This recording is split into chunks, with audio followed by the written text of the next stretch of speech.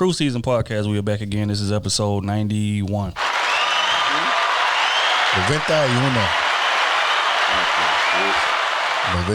91. Proud of you, boy. Kenny T is in the building. Welcome back. OT is in the building. I'm here. I know the God, the Dean is in the building, man. What's happening? And this is another episode of the Krew Season Podcast. How you fellas doing on this glorious afternoon? Cool. Tired. Hot and cool. But I'm about to put up 50. Need it from y'all, man. Y'all boys is Yeah. lackluster. Y'all didn't take a shot right quick or something? Nah, I'm cool. I had enough liquor this Gotta weekend. ask them. I had enough this weekend. All right. Water for me until Smooth B Day. Whatever we do for that. Speaking of, you got any ideas for that? I don't know, man. Next weekend, I don't know. I don't know if I want to do crawfish or go out. I know my wife is off, so. This nigga cut his hair. Yeah, I cut my hair. Yeah, you want to explain why you cut it all off? Because I want to grow my whole head out, so I cut it. I won't be cutting it again, though. Probably for another 20 years now. Well, we'll see. You know what I'm saying? That's a fact, though. I'm We'll going see. to grow up with my son. You know, my son got them cowlicks. Well, he got like 6 cowlicks that we counted in his head. So, even if he wanted to, the first time he cut his hair, he going to grow it out because he ain't going to want to manage all them cowlicks. You know what I'm saying? So, I'm going to be with my son, man. We're going to be the dreadhead band this year. Yeah, man. Just round of applause for just great fatherhood. Like it was shown on display yesterday, bro. I didn't say how. Yeah, my daughter had her 3rd birthday party yesterday. There was some interesting observations made that we're not gonna be able to share on this part. But just know it was funny as hell. But Krew Season speaks a lot about the dating game on our podcast. You want to know what the most important aspect of the dating game is? Hygiene. Whether it's brushing your hair, making sure that your beard is always styled, smelling good, looking good, dressing well. One of the most overlooked aspects of hygiene is skincare. Most women do not want a man that has bumpy skin, excess oil, bunch of blackheads everywhere. Like, that's just not the wave. That's why I'm excited to have T. Chanley as the sponsor of today's video. They have helped me start and maintain my own skincare routine. I was once lost as well. Waking up early in the morning, thinking bar soap, warm water, and a rag was all I needed to get me through. I was wrong. I recommend you start with the level 1 system, which comes with all of the basics. A daily face wash to get rid of the dirt and grime and excess buildup on your skin. A 2 times per week exfoliating scrub to get rid of all of those dead skin cells.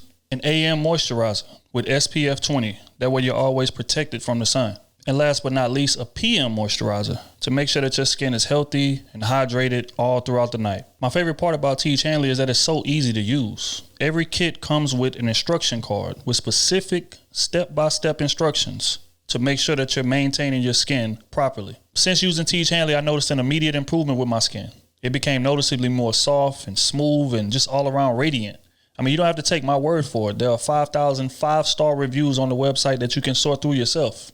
In addition to amazing skin, T. Chanley members get a plethora of benefits. 20% off a retail price, free U.S. shipping, the ability to customize your own box as you see fit. You can pause or cancel your subscription at any time you choose with no fees, along with many other exclusive benefits. And because T. Chanley is sponsoring today's video, they are offering my viewers a great deal. Just click the first link in the description and you'll get 30% off of your first order, plus a free gift.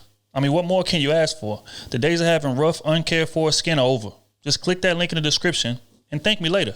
As far as the docket today, I mean, we got some interesting things to get into. I'm low-key a little tired of this Will Smith, Jada topic, but, I mean, Will Smith, Chris Rock topic, but we got to at least touch on it a bit on the pod. Okay.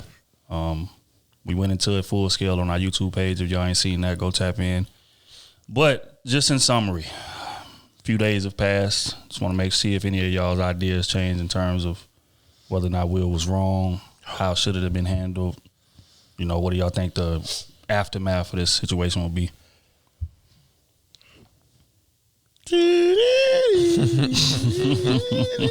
We said what we said, and we standing on that.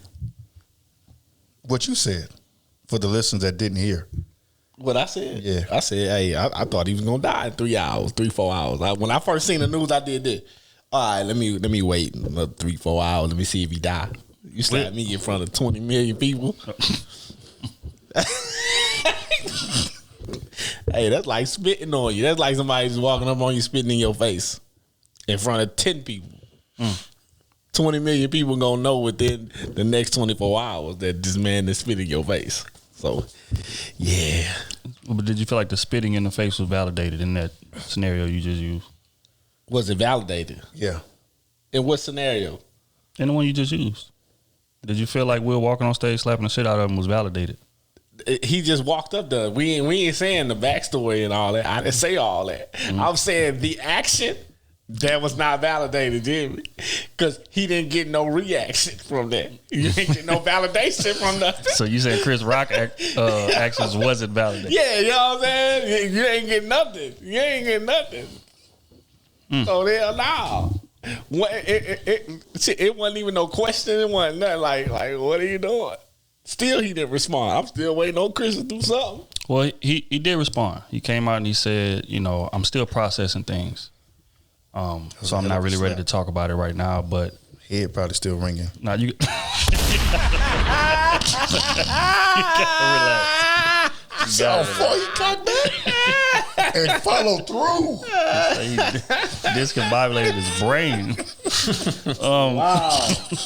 But he said that Chris Rock said he's still processing things, in terms of what happened and what his response is going to be, whether or not it's going to be added to his show, whatever the case may be. He's getting ready to go on the tour. Mm-hmm. And before this scenario, his tickets was going from about $50 to $70. Now they're going for $300 plus. All the dates are sold out. Yep. So I mean, we talk about. I'm shocked they wasn't there from the go. Chris Rock a legend, man. You gonna go there and learn something and laugh. Yeah, but again, sometimes it takes wild stuff of people that should have been paying attention to start paying attention. But so I said, yes, hell yeah, Will was wrong. I would have handled it a different way. Mm-hmm. They could have took it in the back. Afterwards, you know what I'm saying, they could have had their little talk or whatever went down and everything would have been cool. Everything would have just been speculation. But you did that in front of the world. Now you got people looking at you different. Mm-hmm. They put your movie on pause. Now, people not perfect. I understand that. But stuff like that, just to me, which he even admitted to, he said he acted out emotionally. When clearly it was an emotional act that he did. Mm. But, and I also said if I was Chris Rock, we would have to fight. The show would have been over. Plain and simple. We would have knocked everything over. I wonder what happened to the emotions when he was at the Red Table Talk. Well, what's his emotions then? They was there. I'm talking about the physical actions of the emotions. His face was. He's supposed to smack his wife? No. Somehow he just found a way to just be cool through all the Augustine and stuff. He was red. Face was red. He was like he had just finished crying. He crying because his wife telling him, "Hey, his sex is better than yours. His thing. He look better than you. Dress better than you. Smell better than you." That's fucked up. In a way, she kind of alluded to. That's what she was saying. That's exactly what she was saying. She did say what she was tiptoeing around. He couldn't fulfill her sexually. So what you think August was doing? He gave her sight. She gave him sight. Gave him sight to beat her down. Sexual healing. That's all I'm saying, man. That's all I'm saying. Okay, more contests came out. They showed another camera angle. And it showed Will getting up from the chair. I guess somebody was right behind him recording the situation. So when Will got up from his chair, went up, slapped the shit out of Chris Rock, Jada started laughing about the slap. And the little aftermath of it or whatever. So does that change y'all's purview on how the situation happened, why it happened? Nope. Doesn't change anything for me. I'll tell you what though. My wife would have stumped Jada out right there, boy. I'd have stumped Will out. She would have stumped Jada out. We'd have went and had dinner. Celebrating all the dubs. She could have stopped him though. Who you think? Jada could have stopped him? Jada could have stopped Will like, no, we ain't doing that. But how did she know what he was doing? I don't think she believed she knew he was going up there to smack her. Mm-hmm. But what he need to get up for period. He could have just yelled what he said, and it could have been done. What you getting up for though? I don't think she believed that he actually smacked him. But I'm saying, but why are you getting up anyway? Maybe because they're both comedians. He was trying to change his life around. You know how comedians do one crack a joke, other one might go on stage, grab the mic and crack a joke. Just like when what's the name did it? Okay, I feel that. What was that gospel award show? I guess when oh yeah, I remember that. Old dude was cracking jokes on him, so he went on stage and he was going back and forth cracking jokes. Maybe she thought that was gonna happen. Because whenever Chris Rock said, "Damn, Will just smacked the shit out of me," that's when she made that laugh, like adjusted, like she laughed. Mm-hmm. I don't think she would have did that gesture if she believed that he really smacked him. But who knows, man? Jada. Cause she ain't laugh again after once Will started saying, "No, keep my wife's name out your mouth." You know, it was like, "Oh shit, he really did smack him." But she also just kept looking at Chris Rock after he said these things. That's the other part. It wasn't like, baby, chill, calm down with it. She was just looking at Chris Rock like, yeah, he said what he said. What you gonna do? What you gonna do about that? Did you see how Chris Rock was looking? Befuddled. He got a concussion. Something. I don't know if he had no concussion. He looked dazed up there, boy.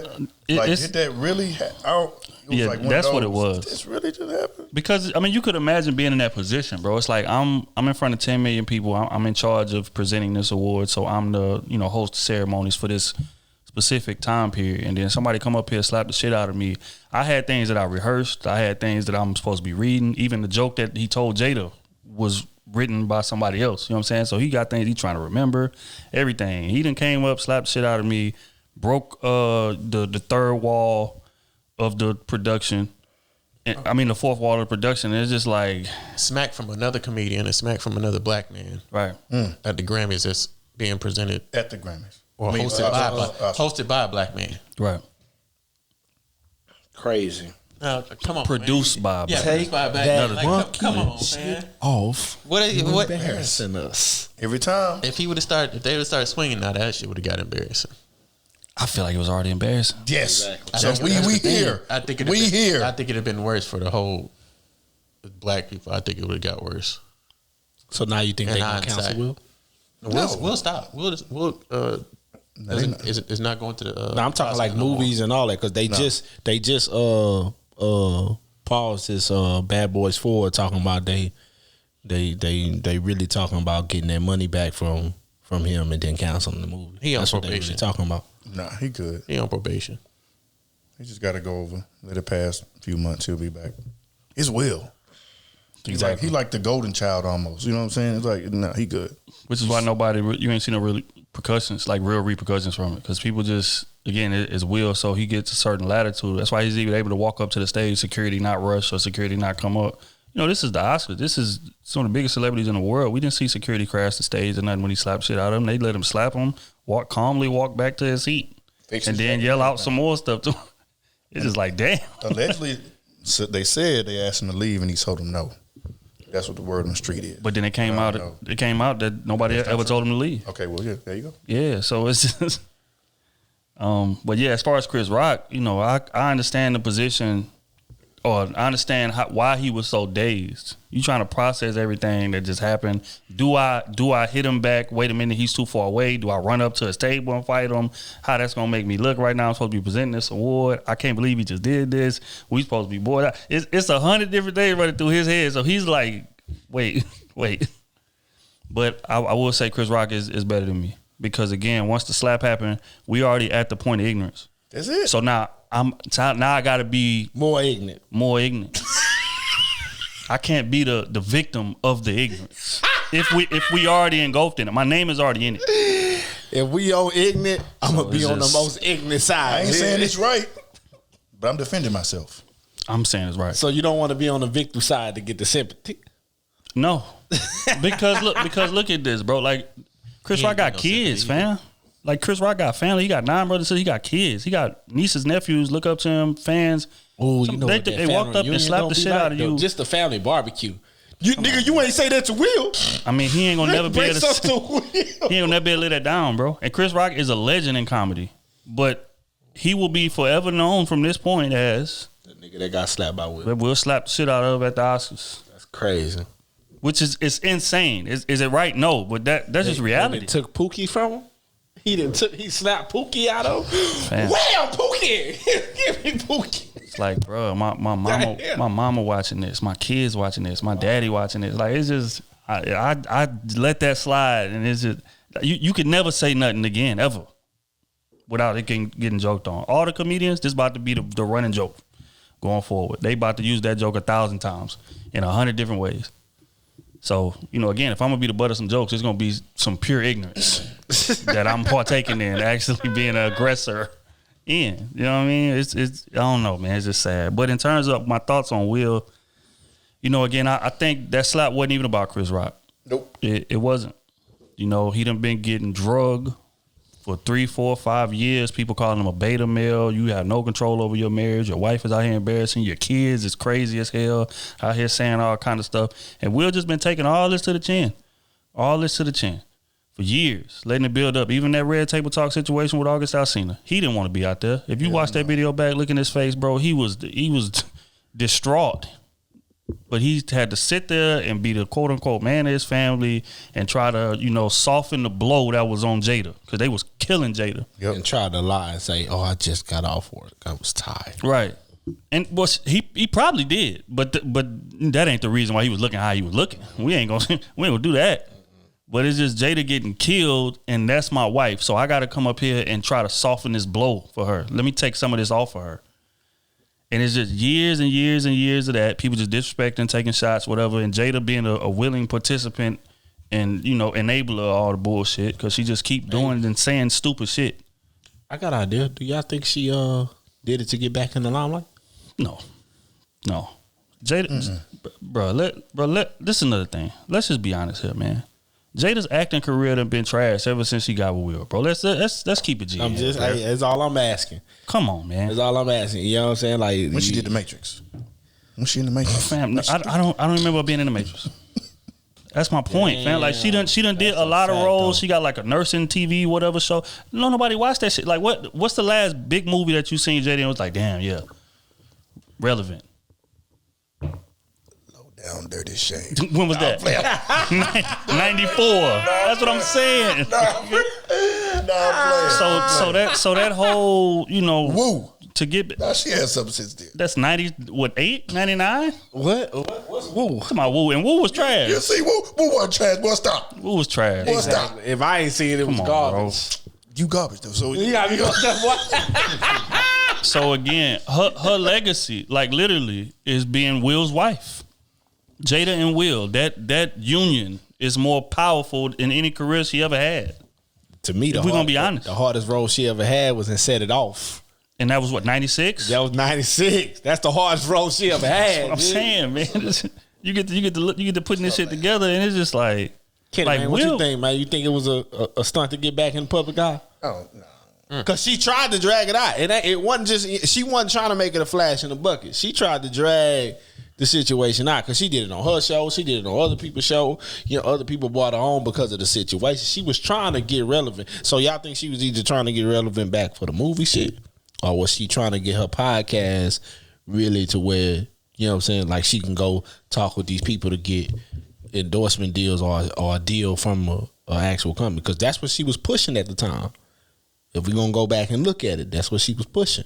It's in Collateral. Well, I mean, her podcast is Red Table Talk, so her podcast is built on the tough questions, deep Girls Trip. Deep things that people don't want to talk about. That's what her podcast is built off of. And then August Alsina came with the shit to push his CD about her and his situation. Entanglement. I mean, yeah. So I mean, she got Red Table Talk. He said, "Hey, it's already out there. I'm talking about it on Red Table Talk."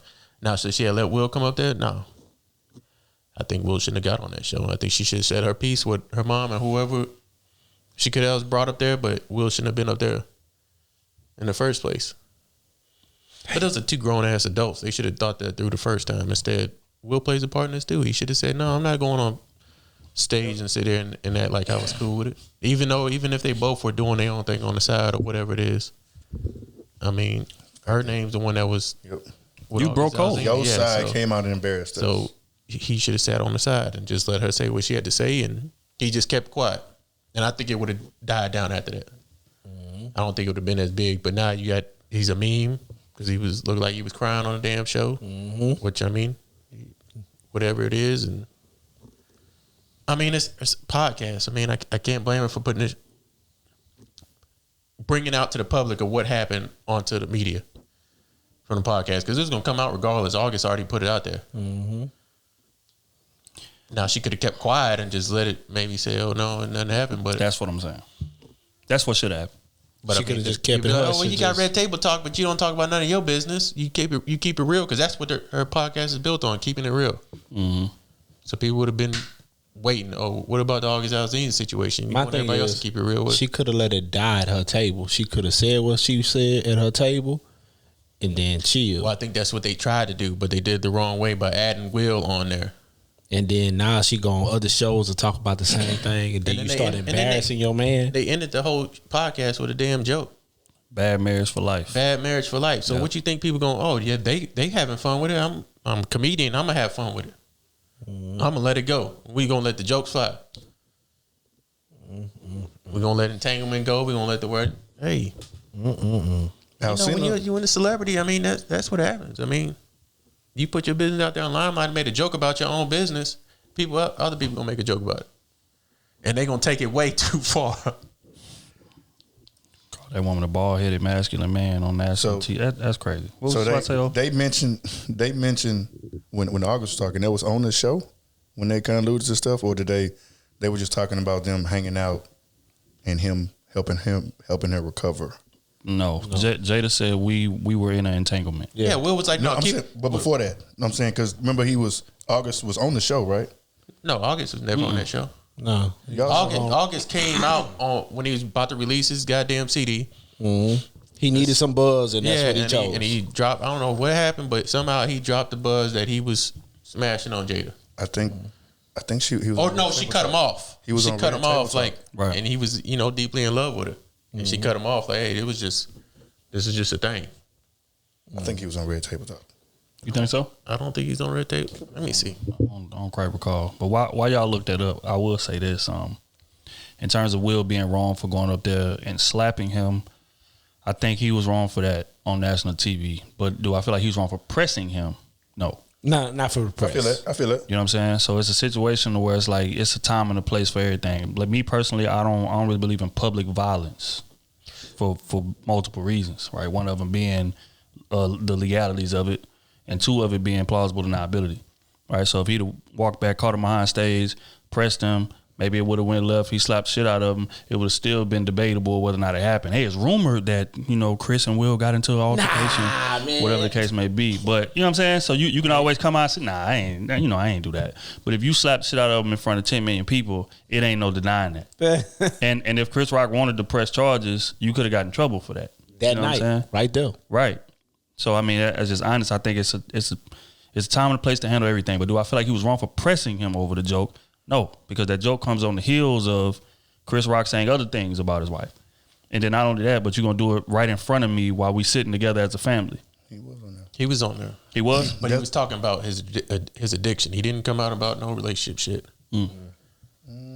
Oh, so they hid the relationship. But some kind of way that was like alluded. So the Red Table Talk wasn't the real Red Table Talk. So it was the cap table talk. It was the cap. That's what it was. The blue cap. It was the big blue cap. Blue cap talk. Hey, man, I'm just going by what I know. Yeah, I mean, so it's a, whatever. But here's a question. What do y'all feel like is the aftermath of how this thing is going to roll out? Like, who looks bad? Like, is it going to be any real repercussions from it? Or y'all think it's just going to be gone in 6 months? Nobody going to give a damn? I think it's going to be gone in 4 months. I really don't give a fuck. What I think. Chris, she got smacked. It is what it is.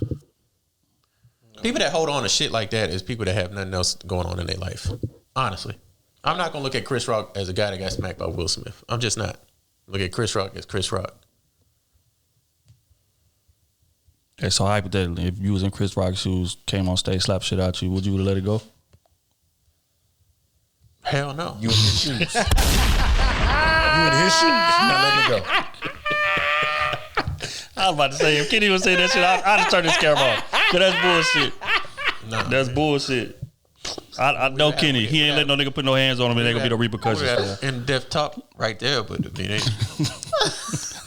had a real conversation. But I mean, I can't put myself in somebody else's shoes that I'm not even their personality. So I mean, but and again, that's how I was looking at it. Like in a vacuum. Like let's take both of their histories away, right?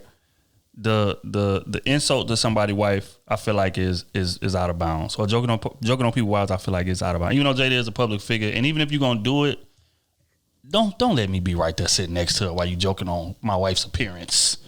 You know what I mean? It's just, you can joke on my appearance all day long, gang. Like but come on, man. Hey, to be honest, I get that, but I at least give a warning. Right. Like, hey, man, don't say nothing about my wife. And Right. A stern voice, like That's you it. said, That's it. to Chris Rock, and keep my wife's name out you. Chris Rock be like, He oh, could have shit. said that first. Hey, to be honest, I want to see her whole head, bro. I want to see her whole head. Wait, what? He want to look for the alopecia. Because alopecia for real. Oh, nah, we not about to do this. It's big bald spots. It ain't no a hair here, hair there. Right. You get what I'm saying? And when you look at her face, like you can pull up pictures of her hair, her fade. She don't have no bald spots in them pictures at all. Fam. She got it was like some little area she was trying to. I didn't see the front of her head. I see. We not about to debate the alopecia. We not about She to don't debate. have no. I'm saying, From what I seen it. I want to see her head. What I I see, seen it. I need to see. I seen it. She got it. I want to see it because you known for big cap. Now I need to check everything with you. I want to see her head. You known for big cap. But look, though, we all know that ain't the real reason he slapped shit out of him. He just had to say his PR put that out. And that's another thing. He's like, Will apologized, so he did. And Will ain't sorry for going up there and slapping him, fam. He's sorry that the backlash he getting from it. But his PR got to say what they got to say. I want to see her head. I want to see her Man, head. so I want to make sure the alopecia is real. I think she's lying. That's real. I need to see, fool. I need to see. They're gonna be good though. They're gonna recover well. I mean, it's gonna go over soon, but we're gonna have a little stain though. I think wanna see somebody's her gonna have a head. little stain. I want to see her head. I think Will done had a stain for the past 4 years. I swear to God, I want to see her head, bro.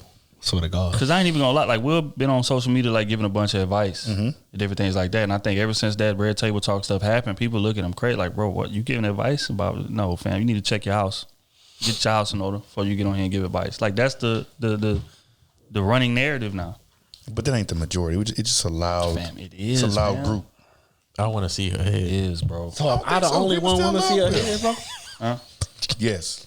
I'm the only person on earth want to see her head, bro. Like, hey, I have no interest in 360. seeing her head. Those words 360. came out your mouth. I have no interest in 360. seeing her head, gang. I ain't gonna lie to you. Can you imagine that? Exactly. Close up 360. You got a flashlight massaging her scalp. I wouldn't even touch See, you lying right here. You see right here, this crevice. Hey, she look like she got a ball fade. I want to see her. That's it, all even. She like she got an all even. So she got a one guard. Yeah, that's it. That's it. No guard. She got Nah. to the scalp. Against the grain. Nah. That's what. All right, I quit. See that? See, that's what got Chris slapped the shit out of her right there. I'm not saying That's what got Chris slapped the shit out of her. Hey, I'm not saying that she don't have it. I'm saying from them pictures, it looked like she just went got a fade. That's because she ain't showing you her whole head. That's why I'm saying the You seen her- 360. You seen her face. That's it. Nigga say she got Ain't no cameras guard. putting no 360 on her. Bro, she says she got it. She got it. Man, I don't really care. hey, But let's people say they pregnant all the time, but don't be pregnant. look here, man. We gonna get off of this. We're not about to sit there. And People debate say they alopecia. good fathers all the time, but you never see them with their child. I just need reassurance. Okay, so since the ordeal went down, I want to see her head. Tony Rock, who's Chris Rock's brother, had some things to say on stage. I'm just gonna play the clip. We'll get you guys' response as to what whether he was right, whether he was wrong, what. If I say anything tonight, anybody got a fucking problem with? You got one motherfucking option what you can do about it. Absolutely nothing. Because if you think you're gonna walk up on this stage, this ain't the motherfucking Oscars. And if you walk your ass up here, you ain't nominated for shit but these motherfucking hands. That's a fact. Oh, we on Pac the rest of the year, nigga. Every time you see me do a show, Pac.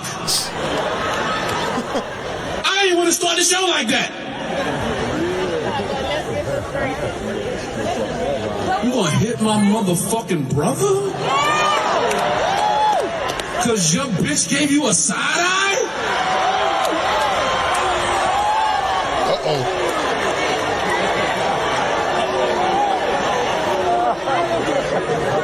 Oh, it's a lot of rock brothers. Y'all ain't know it's a lot of rock brothers. It's 10 of us, motherfucker. You about to see all the Rock Brothers. You gonna be like, I didn't even know that nigga was a Rock Brother. That nigga a Rock Brother? That's a Rock Brother?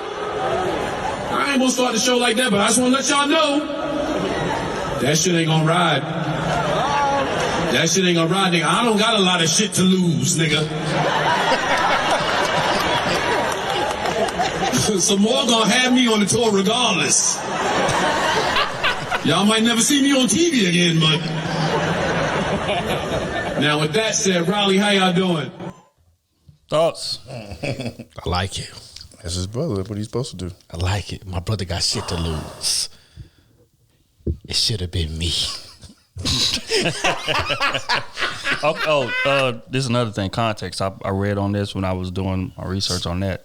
They say Tony Rock's first opportunity to be on TV was actually given to him by Jada and Will for the show All of Us.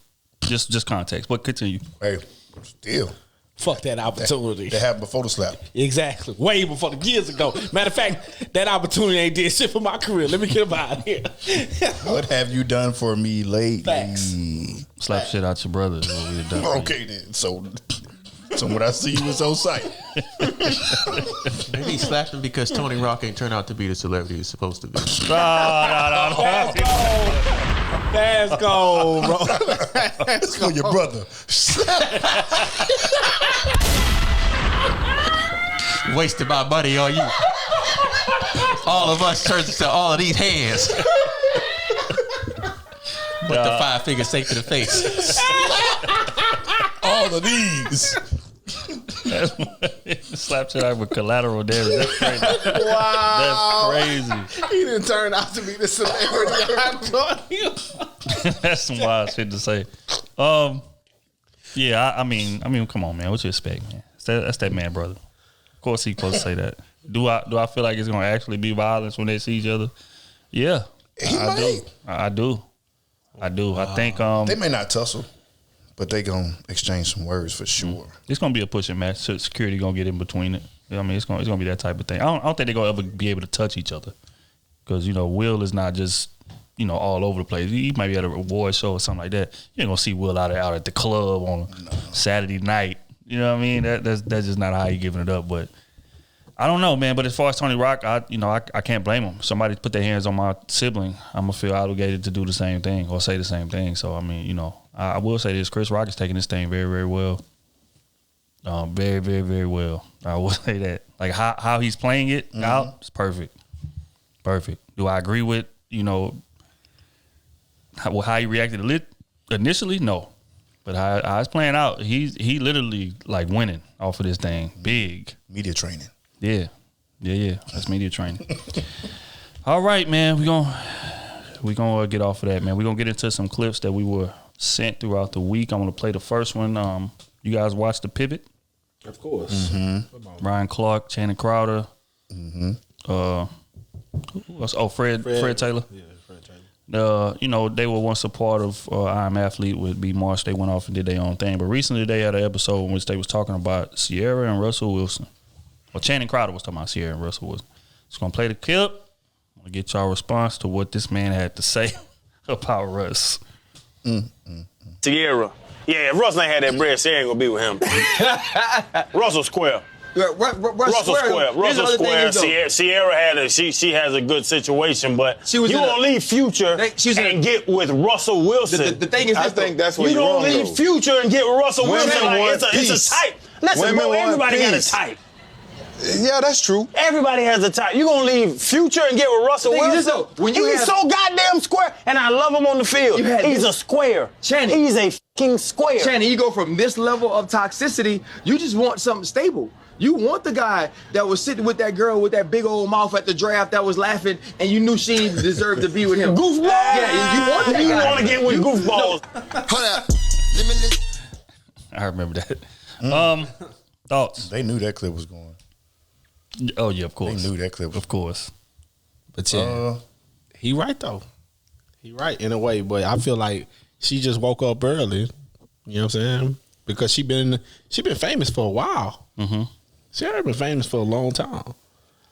You know what I'm saying? So she been dealing with these niggas like before Future. She just so happened to have a kid with Future, but she been dealing with the Futures before. You know what I'm saying? History. I know just public record. Bow Wow, Future, 50 Cent.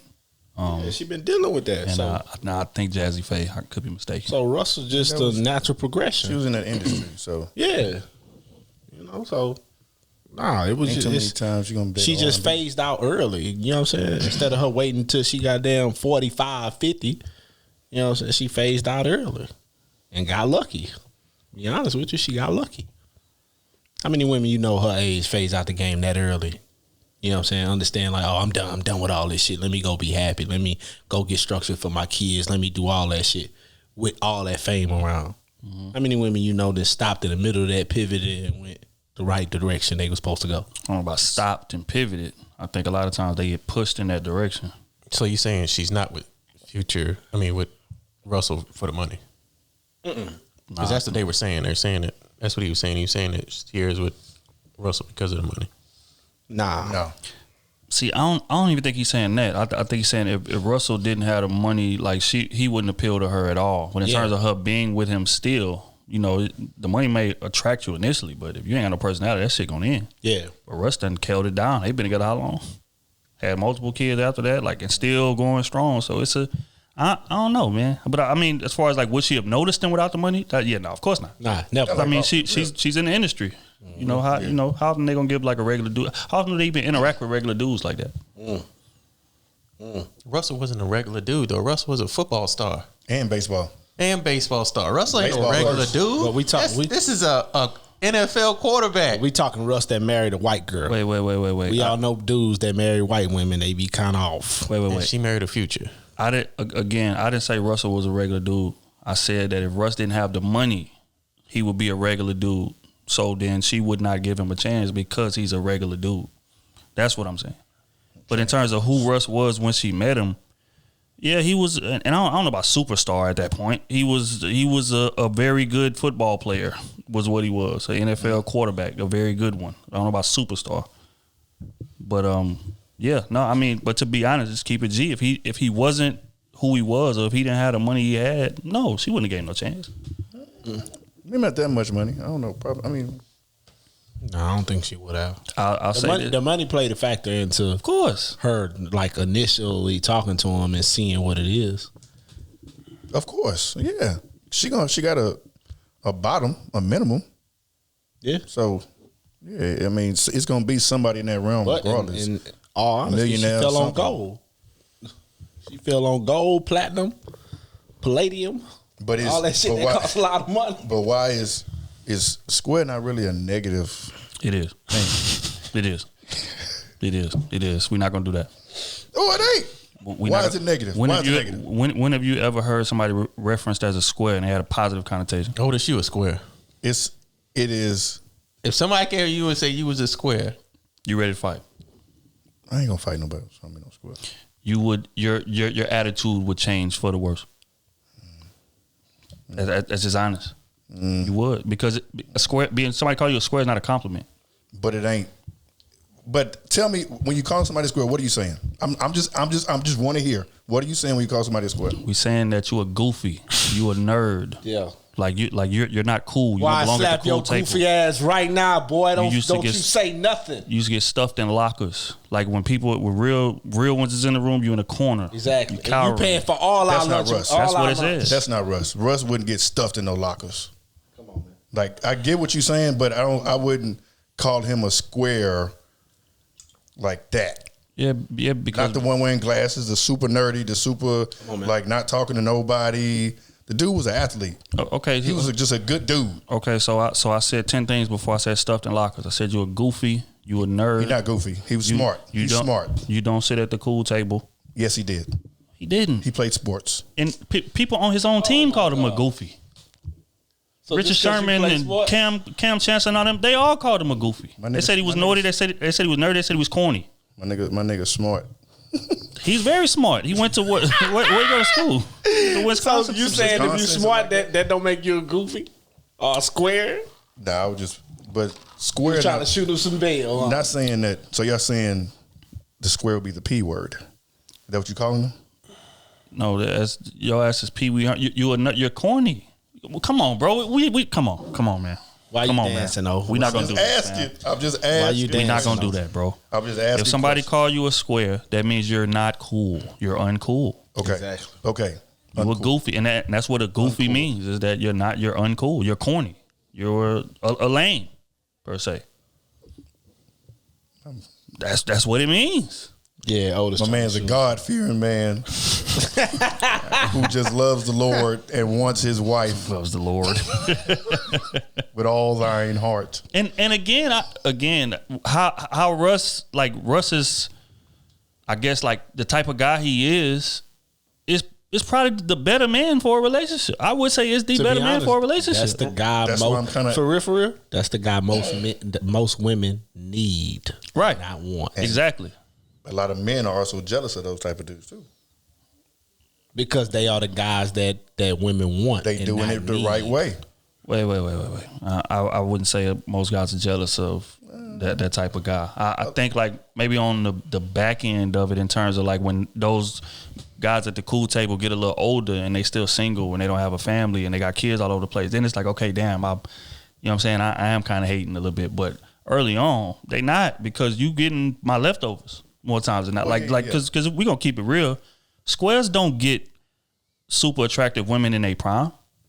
They don't. Mm-hmm. The woman got to fall off a cliff first, in one way or another. She done had a kid by a nigga, or 2-3 kids. She done gained weight. She done did this. Then she is pushed to the square, because you're not at the top of that totem pole no more. So all those toxic dudes that you like, they looking past your ass. You got too much baggage now.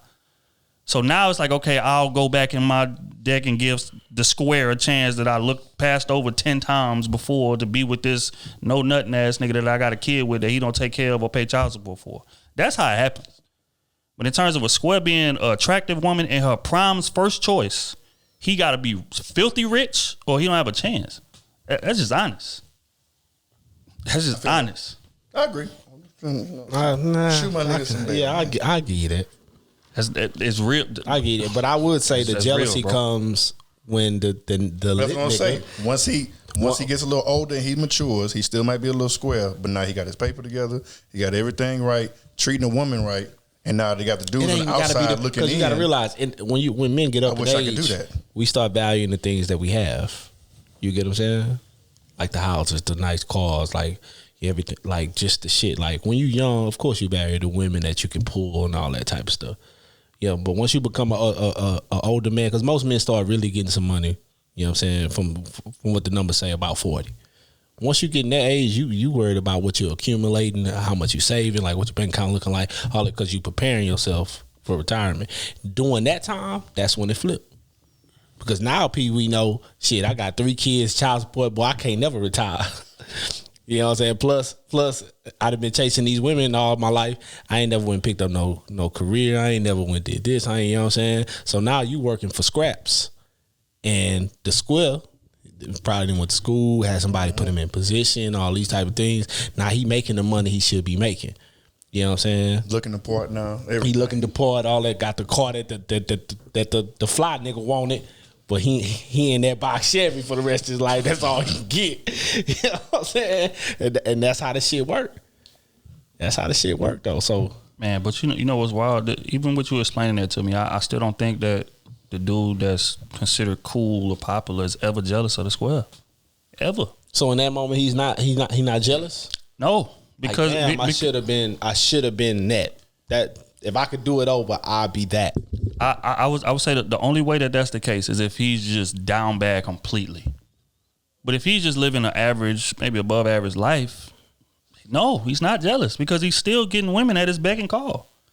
Like for every toxic dude that we feel like, oh, this nigga over the hill or whatever, he still can get up 5 to 10 pretty attractive women still. If he's handsome, or he doing his shit or whatever, or he just got that charisma. He may not be making as much money as somebody like a Russ or that square that he can't went get to college. Like he can't get them like Russ. Well, not even Russ. I'm talking like we just said, they, like you just said, they up in age now. Mm-hmm. The square got his paper together now. Right. Now I can compete with you. Looks wise, I made looks wise, feel how all that walk shit. I can't even play with you in that ballpark. but I can make that money move a certain way that you can never make it run. Right. But and the women see that money first before they see your looks. We keeping it a bean now. I disagree. We always say that women see the money. And you can be an ugly ass nigga, but if you flash a bunch of motherfucking hundreds, blue faces, right, the most beautiful women in that room gonna get that ass up and do what you want them to do. But look what you said. You said that I can compete with you now.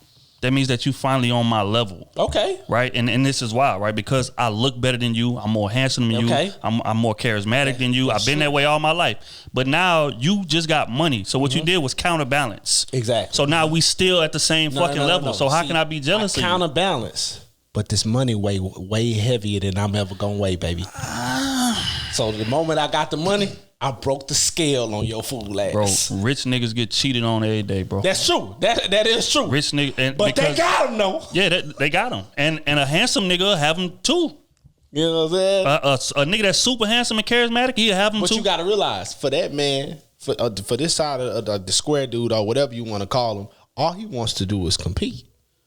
You know what I'm saying? He don't care outperforming you.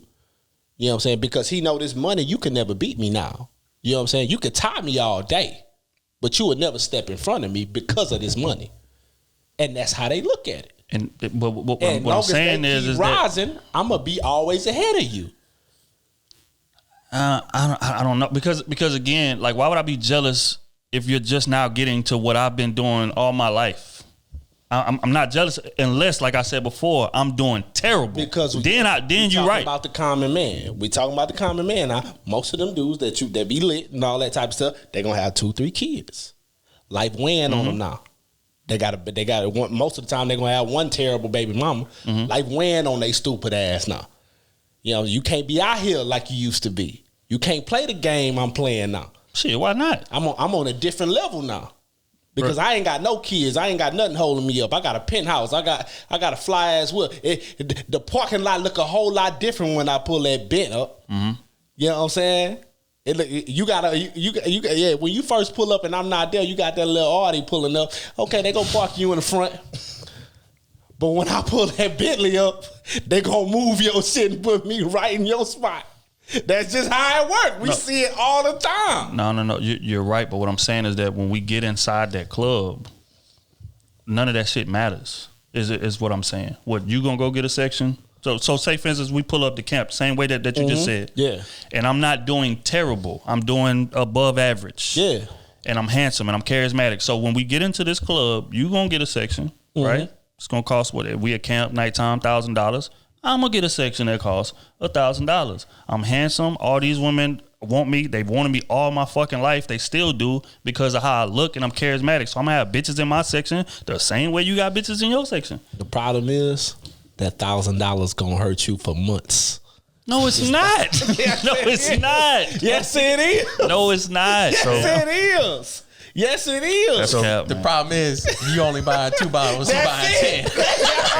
and that's perfectly fine. Problem. That's perfectly fine, you know bro. More sparklers.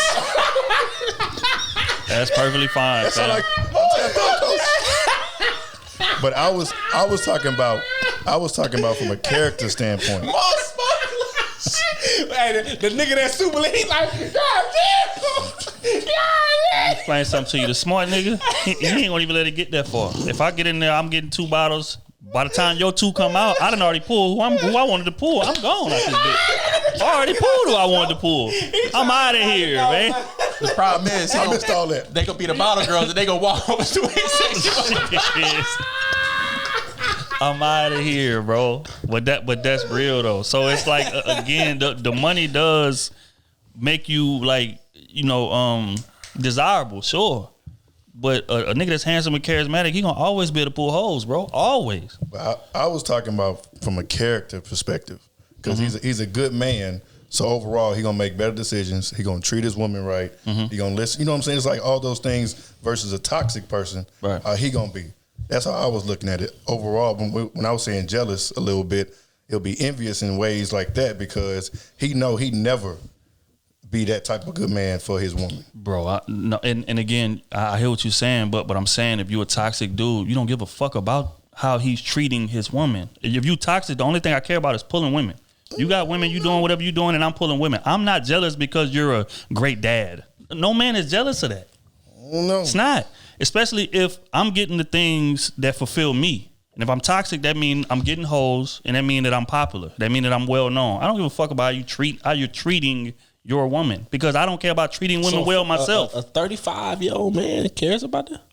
About what? Doesn't care about like how he's perceived as a father, and you know what I'm saying? Clearly not. Damn, man. You was at the party. You know what? Let me stop. I'm not gonna go that far, but I'll say this. Clearly not. Clearly not. You gotta catch me up. That's all I'm gonna say. I don't know what y'all talk about on that. Yeah, it's all I'm gonna say. Yo, it's the second time. It's the second time y'all done did this. Yo, but observations were made. We had a hell of a laugh. It was though, real rap. But look, I will say this. I think that women need to stop doing the Russell Wilson so wrong early in life. Mm-hmm. That shouldn't be your last resort. That shouldn't be, okay, this is the guy I'm settling from because I done fell off the mountain. It shouldn't be that way. In fact, that should be your first choice, because then that'll shape up the rest of the field. Right. You get what I'm saying? That'll make niggas change and be like, all right, I gotta be this to even that's the standard. That's the standard. Yeah. You get what I'm saying? If women made that the standard, more dudes would copy that blueprint. Exactly. I'm gonna be honest. If they made that the standard, and then if they start raising their kids into the man they need and not the man they want, it'd be a different type of playing field. Talk to them smooth, right? You know what I'm saying? Real rap. Because even thinking back to when we was younger, or thinking back to when most men was younger, and this is what women cannot wrap their mind around, but most dudes will say this. I was young and I used to treat women, you know, if I had a girl or whatever, I was treating her like she was my, center of my universe. I was treating her well. I was being a great boyfriend, this, that, and the third. And she didn't appreciate that. Mm-hmm. But when I turned toxic, she loved me then. All the women loved me then. I couldn't even, because when I had the mindset of being a square like a Russell Wilson and just valuing my one, no woman wanted me. But when I turned toxic, them bitches was all down my line. Whenever I had to fight them off. That's honest though. So and my point is, it shouldn't be like that. Absolutely. Why should I have to break character and be a toxic dude to get women to want me? Why not? Why can't I just be a good upstanding man like a Russell Wilson and get women all my life? Because it's uncool. It's uncool. Uncool. Well, you can't be a Russell Wilson and get women all your life. You'll be toxic then. Because really, a toxic man is a man that has multiple women. Well, I ain't even talking about most women. I'm talking about why can't I be a Russell Wilson and get the woman that I want all my life? Like, you know what I'm saying? Off the rip. Right. I just get her like, ma'am, she dead in her prime. We rise together. Right. You know what I'm saying? Well, the problem is a lot of us men, if we was a square and a lot of women wanted the square, we would hit all those women and then turn toxic. Because we have too many options. Damn, the game cold. I get what you're saying. You think he would? Hell yeah. I got multiple. Because like a kid in a candy store. You got to realize, I'm a good dude. Women go like off her. of, if the money not there, it's looks. I like her. But he's a good guy. So I mean, you got good morals. You're not gonna do the extra stuff. Right. That's what I'm saying. Like you gonna see which one you bond with the most, right? But you're not gonna just disrespect them and have babies with them. You ain't got to disrespect no woman and still be called toxic. Yeah. They'll call you toxic for anything. I almost they'll call you toxic for you sitting a woman down like, look, hey, this not gonna work, baby. I've been talking to this other lady. I feel more with her. You know what I'm saying? I'm gonna go ahead and let you go and be with her. They will call you toxic. You know what, everybody? Just fuck. Just get out there and start fucking. Gave up. Hey, that's what I'm doing. Just get out there and start fucking. Hey, and that shit crazy. But they call niggas toxic for making his choice, and it don't be that person. Nah, that's true. But again, it's like I said, man. I just wish that being an upstanding great man was just more desirable from top to bottom. Yeah, it ain't appreciated till later. Not after you gain 40 pounds and have 3 kids. Now you appreciate a good upstanding man. No. You when you in your prime, weight, you can just have kids, right? And you want to go settle your life down with this man and want him to be a great father to your child, and you trying to control how many kids you gonna have with this man. This man ain't got no kids. You know what I'm saying? Plus he's well off. He's able to take care of everything. and you trying to govern how many kids you was gonna have with him, but you ain't governed Pee Wee back in the day. He was just plugging them in you. Like, come on, bro. That's what I be seeing. Oh, nah, I'm waiting on that. But you got 4 kids. What you talking about? You want a single man, no kids? So I'm waiting until marriage to have kids. Yeah, I'm saying. You got 4. That's some wild shit. That's some flagrant shit right there. But I mean, I respect it. I mean, people got to learn when they learn, but leverage wise, you ain't really got to leverage to demand. You know, but whatever, Something man. for everybody. Long story long, man. Value the Russell Wilsons more. Russell been a solid dude all his life, but y'all didn't want him all his life, and that's the problem. Y'all waited till y'all went out and had kids with toxic niggas, and now he got to be super dad. And now y'all seeing how Ciara getting treated. Oh, I want me out of Russell Wilson. Well, you can't have him. I watch me say this shit and something come out in them news. Russell done did. No. Side I'm gonna be hurt. It never fails. Cause I done vouched for him. I'm gonna be hurt. Delete the pod. This never happened. This shit never happened. All right. This is another clip that we got sent. This was in regards to a single mother. She was on a podcast and she was speaking about how unwilling she is to ask her baby dad for help. What? So I'm gonna play this clip, and I want to get y'all response to what she has to say. I'm an earth sign, so I get my energy from above. Shout out to the plant.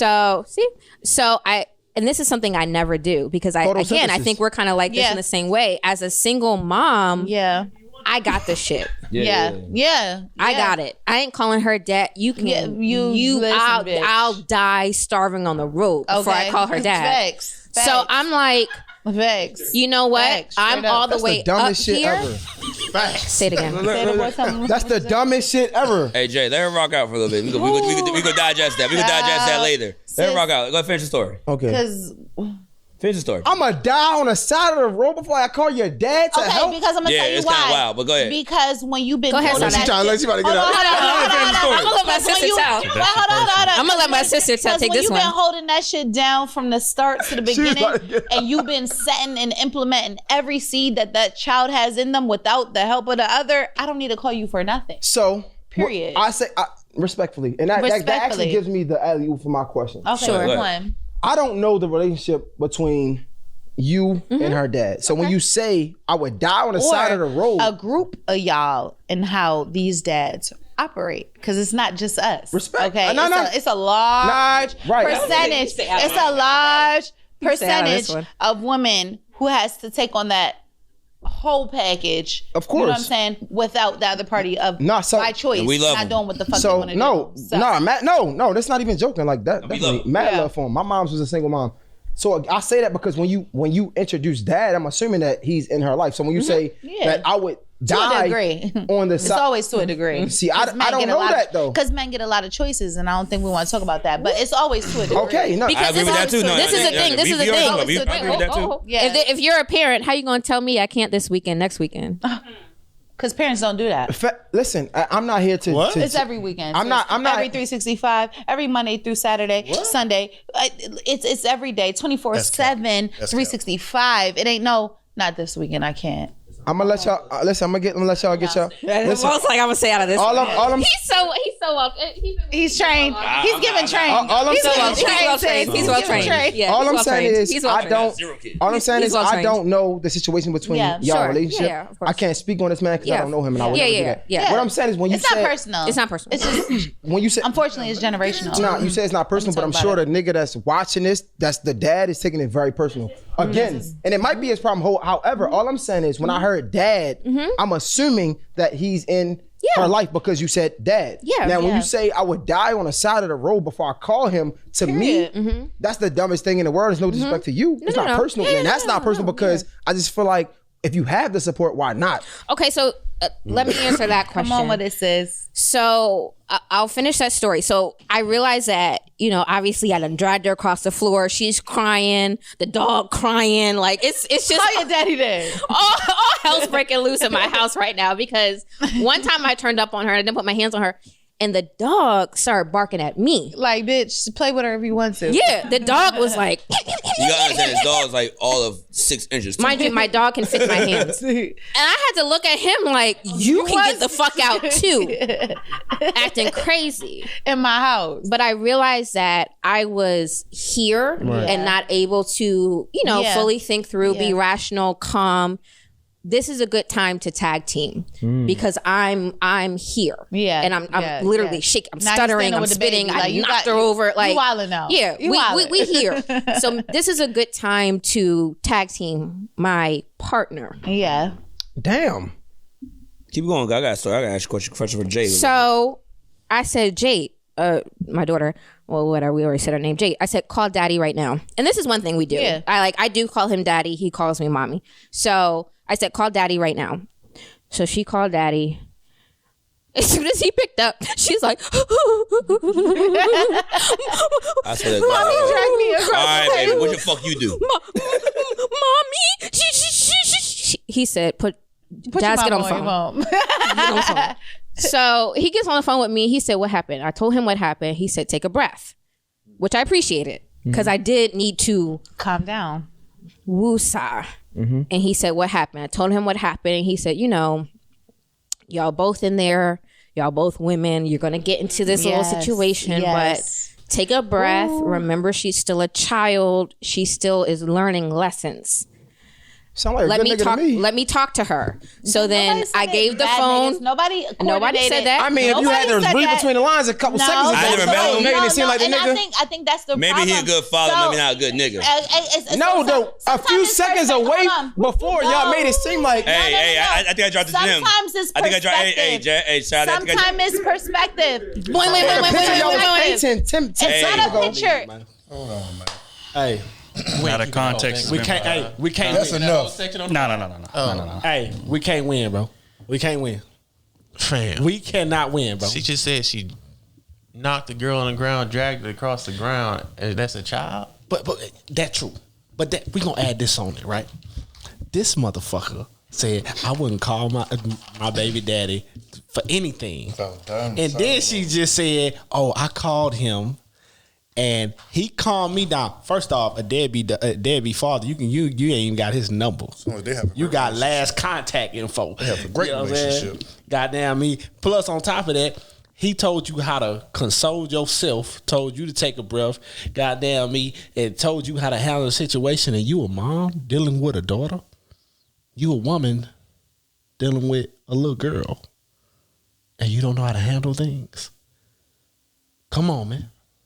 Man, I think dude with the beard tapped into what it really was, because when he said that, she was like, yeah, you're right. And when he said, so you saying that the dude is a great father, he just been a terrible nigga to you. And she was like, she grabbed his hand like, oh, he gets it. And I think that's what the problem is. Because again, if you in a situation with my child, and just because our relationship didn't work out, this man didn't put his hands on you. This man didn't do none of that. You know what I'm saying? From what it sounds like to me, he might have cheated, whatever the case may be. But it's not no like deep felt pain and stuff. Because if that's the case, y'all wouldn't be talking at all. That sound like y'all was talking like homies. So dude is a good father, but you saying that if things fell apart and you got my daughter with you, you would starve and die on the side of the road before you called me to help you, and you're admitting that I'm a good father. What sense does that make, bro? That's crazy. And then she got her homegirl co-signing everything. You know what I'm saying? Like, even not even co-signing it, taking it above and beyond. That's how they do. It's because they both baby mamas. So, I mean.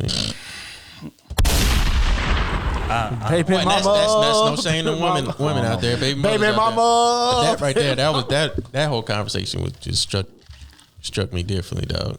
You shouldn't be beating on a kid like that, first of all. Dragging your kid across the floor. What the hell is you talking? What CPS said? And laughing about it. Like, come on, fam. Because if a black man said that, off that episode, he be in jail. That's a child, man. You don't. I don't think we realize how much trauma you put your kids through when you be beating them like that, bro. You don't even talk to them. You ain't got no sense. You a grown ass adult treating her like that's your homegirl. Yeah, bro. Then you had to call the father. Instead of you calling the father, you got the kid, exactly, the daughter, the child. You just said this was a child.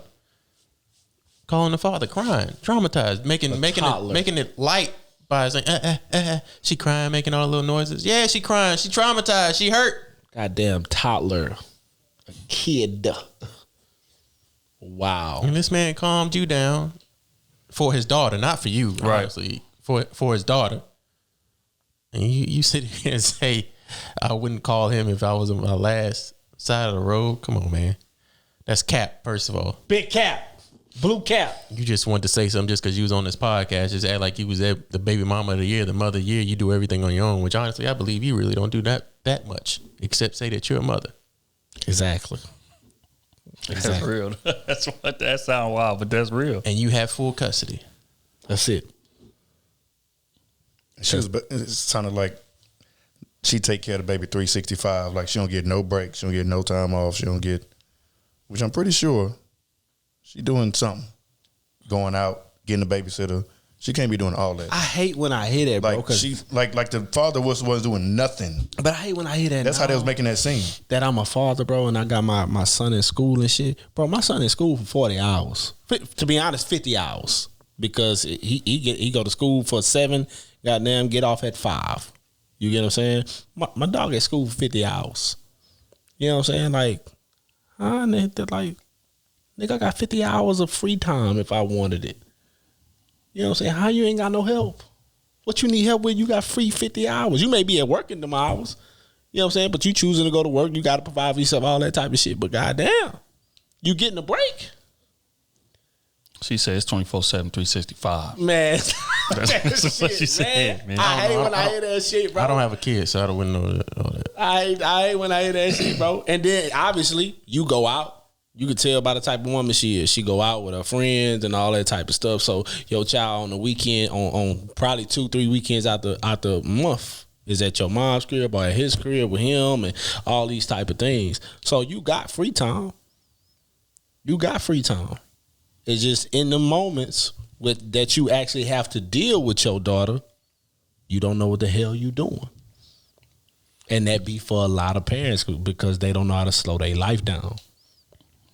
And I'm just disappointed because we listened to that for about 5 or 6 minutes and I still didn't hear proper context as to why you wouldn't call it, man. Nope. And again, I think it just speaks from a place of just pain, and it speaks to an issue that I have with a lot of women that are mothers. They take the man's relationship with them and it bleeds onto the kid. Mm-hmm. Or no, the kid has to suffer for the relationship that y'all had. The kid shouldn't have to suffer for that. Exactly. If this dude is being a solid dad, don't matter that he cheated on your ass and y'all not together no more. Mm-hmm. You shouldn't be feeding that to your kid if he's doing a good job as a father. But women often conflate the two, and that's my issue. Because men don't do that. Regardless of how the relationship ends, like we able to compartmentalize. Exactly. We gonna keep your ass in this box and that terrible relationship we had over here, and how I raised my kid, especially a daughter, in this box. And they ain't gonna never cut. You rarely gonna hear a dude talking terrible about his baby mama to his kid. He may say it to his homeboys. He may say, "What man, this bitch ain't worth nothing." But to his kid, he not gonna do that. But women do that all the time, bro. And that shit gotta stop. This dude is a solid dad. Why are you speaking like he ain't doing nothing for me at all? I'm a single mother. Bro, I do the way she made it sound. It sounded like he was nowhere in the picture. Nowhere. Sound like he was just like the child don't even know he exists. That shit gotta stop, man. It gotta stop. There is no pride in you making your kids suffer for dumb mistakes you made. It's just called a spade a spade. That's crazy. You decided to have a baby with this man. Y'all relationship went left, but you still decided to have that baby. We not about to praise you for making good on decisions that you made, on bad decisions you made before. You doing what you're supposed to do. Take care of your daughter. You had her. He doing it, bro. And I guarantee he ain't on the podcast bragging on how great of a father he is. To be honest with you, I don't know any dads that brag how good of a father they are. Never. Which is what me and Smooth was talking about yesterday. Good fathers do not get credit for being good fathers. As a matter of fact, we get looked over for being good fathers. That's a fact. I'm talking about day for day, going above and beyond, bathing your baby, changing diapers, clothes, packing lunches, taking them to school, picking them up from school, spending that quality time with them, teaching them shit that the school ain't teaching them. Like real dads. Bro. Get no credit. Man, y'all got Father's Day, man. Shit. Be honest with you, we don't even get talked about. Hell, at least talk about me like you do the deadbeat niggas. You know what I'm saying? God damn, man. But yeah, man. That entire conversation is a joke. And dude being as outrageous as he was, I get it. Because I was as outrageous as I was when I was waiting on context and they said that bullshit. He couldn't even get into it because they kept cutting him off. Right. So, I said that to say, man, it's tough sledding out here, man. But let's, we done been on this for a long time. Let's get into quick hits. I still had a couple more. So we can tap into those later. We took 30 on the Russ topic. Yeah, but I mean, it was a dope conversation. Yeah. This is a tweet somebody sent us. I'm going to read the tweet, and then I'm going to read the response to the tweet. The initial tweet says, I love being a man. I can miss my homie's wedding, and we still be friends. He say, it's all good, bro, LMAO. And then a woman responded and said, whole time, your friend does care. He just vented to his wife about it, not you. I thought that was pretty deep. And the reason I think it's deep is because, men brag about having low maintenance relationships with our friends.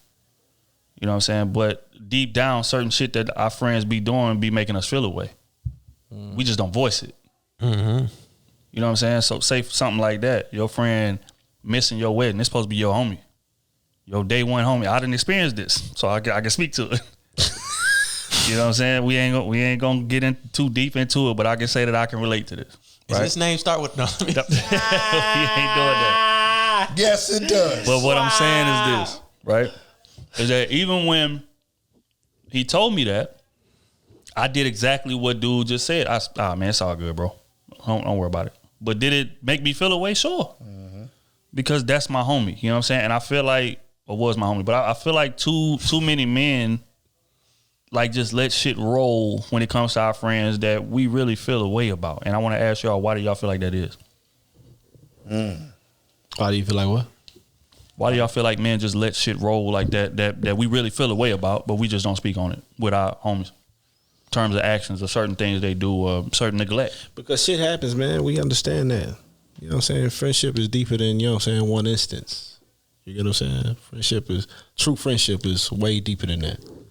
You know what I'm saying? Women, you'll see a woman pack be cool 10 years and one of them do one thing, and the whole pack not cool with each other. Divide like a motherfucker. You know what I'm saying? For years. You get what I'm saying? Men ain't like that. Shit'll happen, niggas will talk. You know what I'm saying? They'll get over that shit. You know what I'm saying? It takes like real hard things for a man pack to break up. And the pack don't even break up. They just let that one nigga go. Or them two niggas go. It don't be the whole pack. You know what I'm saying? Because we got a sense of, you know what I'm saying, like what's really going on. We got a sense of understanding. As long as you explain what's going on and everybody get what's going on, shit, we can handle it from there. And that's the way it work with us. I think he's talking about instances of like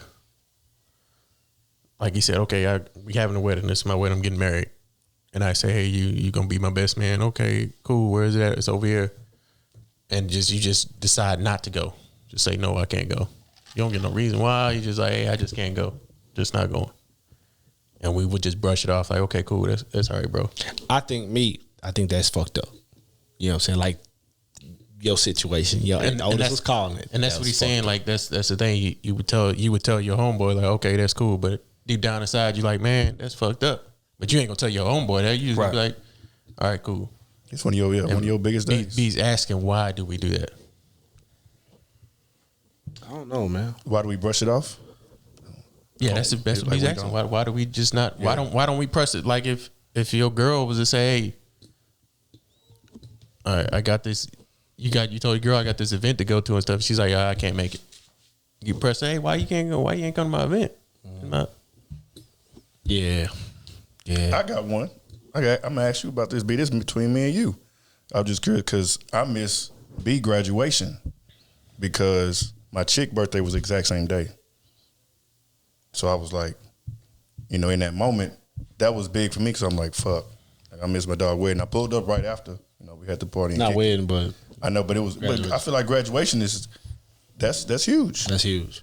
That is huge. You know what I'm saying? In that moment, you know what I'm saying, I was in my relationship and it was her birthday and we did that. So, but she ended up pulling up with me afterwards But I want to know, how'd you feel about that? Matter of fact, did I make your graduation? Or was I working and I came after? I was trying to get off, or did I make it there? B just said, fuck all y'all. His shit was like a Friday night. Fuck all these niggas. Ain't nobody come to my graduation. It was like a Friday, and it was it felt on like a... And I had just moved back, right? Yeah. Well, but I was working 28 days straight. Yeah, to be honest, I didn't really feel no way about that because I knew y'all was gonna pull up, afterwards, and I know like during the graduation, there's a lot of shit going on. Like even if y'all there, we can't really interact. Okay, you know what I'm saying? I'm sitting down there with 300 motherfuckers, and everybody else in the stands. You hearing people yelling for you, but I couldn't even see my family in the stands. Yeah. So it's like, did it mean a lot for that instance? No, but if you didn't pull up to the crib or something, I didn't see you at all for it, then yeah. Okay. I would take that away. Okay. You know what I'm saying? Because at the end of the day, important things, if we solid, if we real friends, so like you supposed to make that happen for your boy. Mm-hmm. Rain, sleet, snow. Make it happen. You know what I'm saying? And I feel like a lot of times when dudes don't do that, we don't speak on it enough. And that's why that shit touched me so much.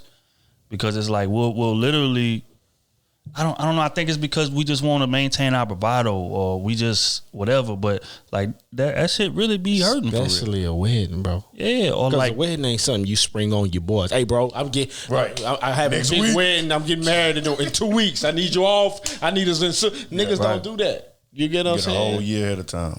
Yeah, niggas giving you 6 months, year, and you can't plan for that. Even if you do fall on hard times, like, bro, just say something. Right. Mm-hmm. We got 6 months to a year to get this paper together for you to have you come to this function. It won't be nothing. Just open your mouth. Right. You know what I'm saying? But for you to be lagging on and then at the last minute, I can't go. Man, the money dried up. I've been paying for this over here and all this other stuff. People coming, I've been helping out here. I could have had this money and did this. You know what I'm saying? So, but I just feel like that's crazy for one of your best persons, not your best man or groomsman. You know what I'm saying? Because them people that you love, them people you figuring gonna put you in the ground. You get what I'm saying? Like shit like that. Like I feel like that's disrespectful for them not to be there.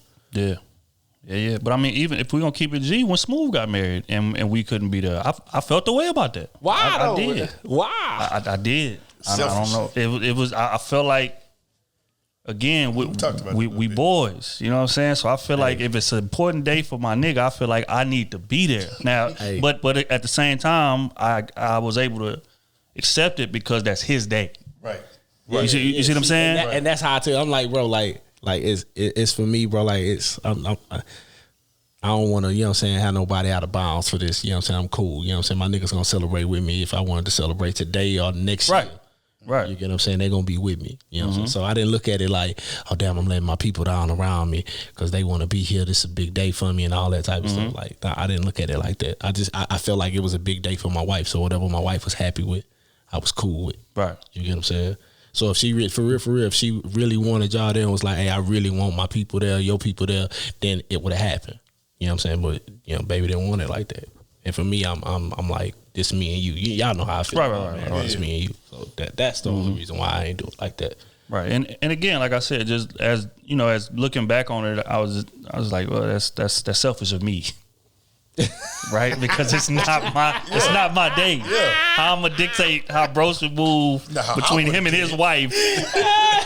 Oh, you know what I mean? It sounds crazy, but it's just, but I mean, I just bring that example up to be like, but we sometimes we'll be, you know what I'm saying? Yeah, we get it. You would be like feeling shit, and it's just like, I mean, I feel away, but I'm not gonna tell. I ain't invited to the nigga win. Right. I just be like, fuck y'all. Lucky I ain't pull up and shit out that bitch, goddamn. You barely made it to yours. You had to drag you into yours. Oh yeah, you right. You had to drag me out that motherfucker.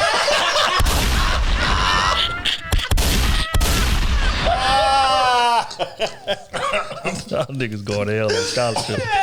I swear. Oh shit. I swear. But man, you know what else that I'm thinking about as we talk about this? Because we like get on women for falling out all the time, like over nothing, whatever. But one thing that we got to give women credit for, they ain't letting shit like that slide. if a friend don't show up to their shit, or if they feel like you wasn't there for them on their day or whatever, they gonna bring it up. Like, it ain't even gotta be a bride. It could be a birthday dinner. Birthdays. Birthday oh dinner. Oh my God. Shit, birthdays. I wish let you not pull up. Friends' birthdays, because y'all niggas don't do shit for niggas on birthdays. That's what I'm saying, man. We getting to the bottom of it, right? We about to have this intervention right here on the pod. We look like doing something, but we was at work. About to have this intervention right now. He wanted to pull up the had a cake outside the game. Don't say the place of business. Don't say the place of business. I'm bleeping that out. Yeah, yo, man. He wanted to pull outside. Had a cake. Had a cake and everything, goddammit. Man, get out of That's here. what I wanted. He said, you know what? My friends ain't real. They don't really love me. That's how niggas do you, man. You gotta watch niggas, man. But yeah, I mean, just in summary, man, I think, men in general, man, we just need to do a better job of communicating with each other. You know what I'm saying? Instead of just, oh, I'm a man, I ain't tripping on that. When you really tripping on it. So we should have pulled up on Kenny anyway. That what you saying, Kenny? Nigga, I was knocked out in my bed, boy. I know. So we should have pulled up anyway. Had him tired at work. We don't care if you ain't sleeping. You gonna take these shots with a birthday cake. I wasn't at work. I was home though. Smacked him in the face with it. I just was asleep. But if y'all would have pulled up, that would have been really nice. Be honest with you. Damn, but y'all didn't. Yep. Damn, that's cold blooded, dog. Damn. I'm done with this podcast. Now that I think about it. Because we ain't even boys for real. These niggas don't love me. That's crazy. All right, man, we gonna get in that advice column, bro.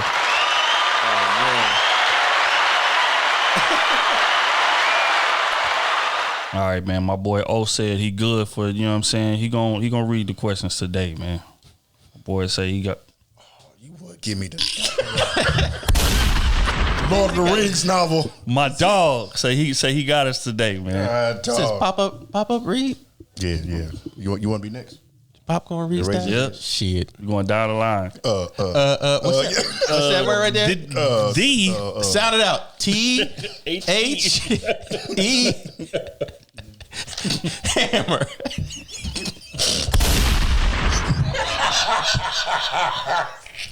Kenny's stupid, dog.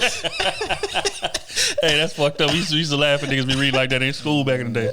Okay, so it's not anonymous. All right, sad, man. It's Chloe. Shout out Chloe Patreon. Can I go to the restroom? You can go no restroom. Paragraph 3. Start. Nah, you can't go to the restroom. Niggas used to proofread what niggas used to count the heads. All right, so I got this paragraph. Niggas used to read over that paragraph 6 times. Oh my God. we got to get a better education system out of it. This shit is rough, Stupid, man. dog. So I'm only Everybody pointed at it. Who want to read next? Jarvis. Paragraph 3. Y'all boys trying. Oh my Niggas God. sound it out. THE. You can do it. Come on. All right. This is from Chloe Patreon. Hey, gang. I've been watching the pod for a while now, and sometimes you guys make somewhat contradicting statements about what women should focus on. For example, you'll say a woman should have her own bag and work on herself, and then say women should find a man, have kids, and not focus so much on their careers. At times, you can make it sound bad to be a successful woman. So my question is, what should women be focusing on after they finish school and start their careers? What should a woman be doing until she finds a husband? Should women stop pursuing material goals after reaching a certain status and wait to find a husband? For context, 19-year-old woman, and I'll be 20 March 25th. Oh, happy birthday. I finished school early, making $60K a year in finance. I'm very ambitious. I'm always looking for new opportunities and ways to grow. During the last 2 years, I've been focusing on myself and starting this journey of learning who I truly am. I've been single and not really entertaining guys. I want to start dating again, but it seems like I'll have to either date down, scammer, drug dealers, older, or not date at all. How should I be approaching dating at this age? I'm okay with the guy who hasn't established much yet because we're young, but it seems like most guys are just not as ambitious or focused as me. Most of the guys who pursue me aren't available, mature mentally, emotionally, and spiritually. or they just want to have sex. I feel like I've mentally outgrown 90% of the males my age. They can't give me what I can give myself and lack character. What can I do to attract better guys? I'm scared as the older I get, the more self-reliant that I am and successful I will become, and it'll be hard to find or attracted to men my age because of the maturity gap. I feel like I will end up wasting my time, energy, and love on guys who aren't worth it. Should I continue to focus on myself and ignore the idea of a relationship now? And she said, shout out to Kenny. I hope he's well and hops back on the pod soon. Thank you. Much love. I'm gonna be honest with you, because when you say we give contradicting statements, I feel like that was false.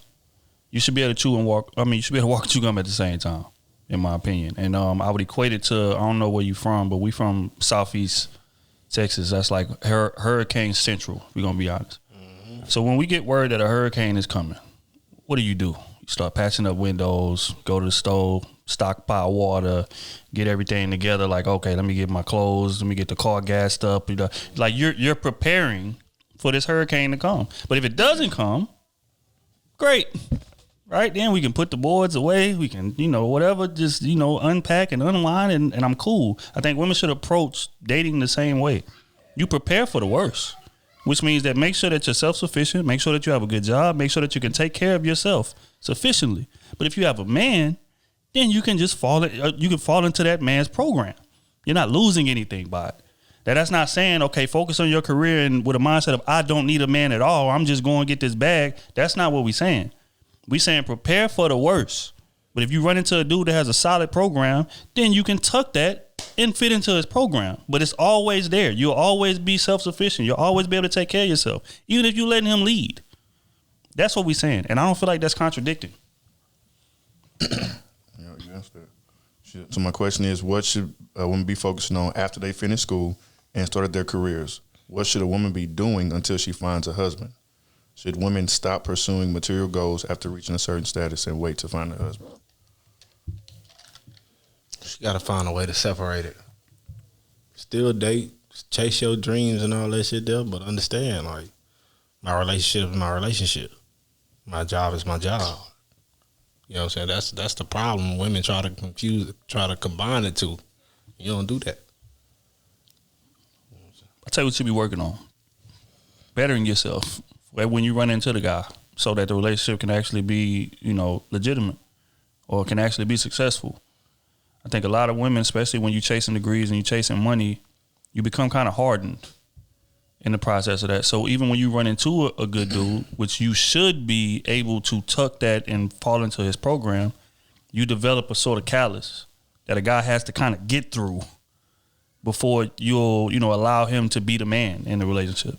So what you should be doing, like after you done graduated, got your degree, got your good job, you should be working on bettering yourself, whether that's therapy or whether that's whatever, but getting in touch with all your demons and past traumas and all of that stuff. So when you actually meet the guy, y'all can just hit the ground running. And y'all ain't got to, do repairs before we get the car on the road going forward. So that's, in my opinion, that's what you should be working on in dating, for sure. If you hadn't found them in college or early on in life, you should be dating.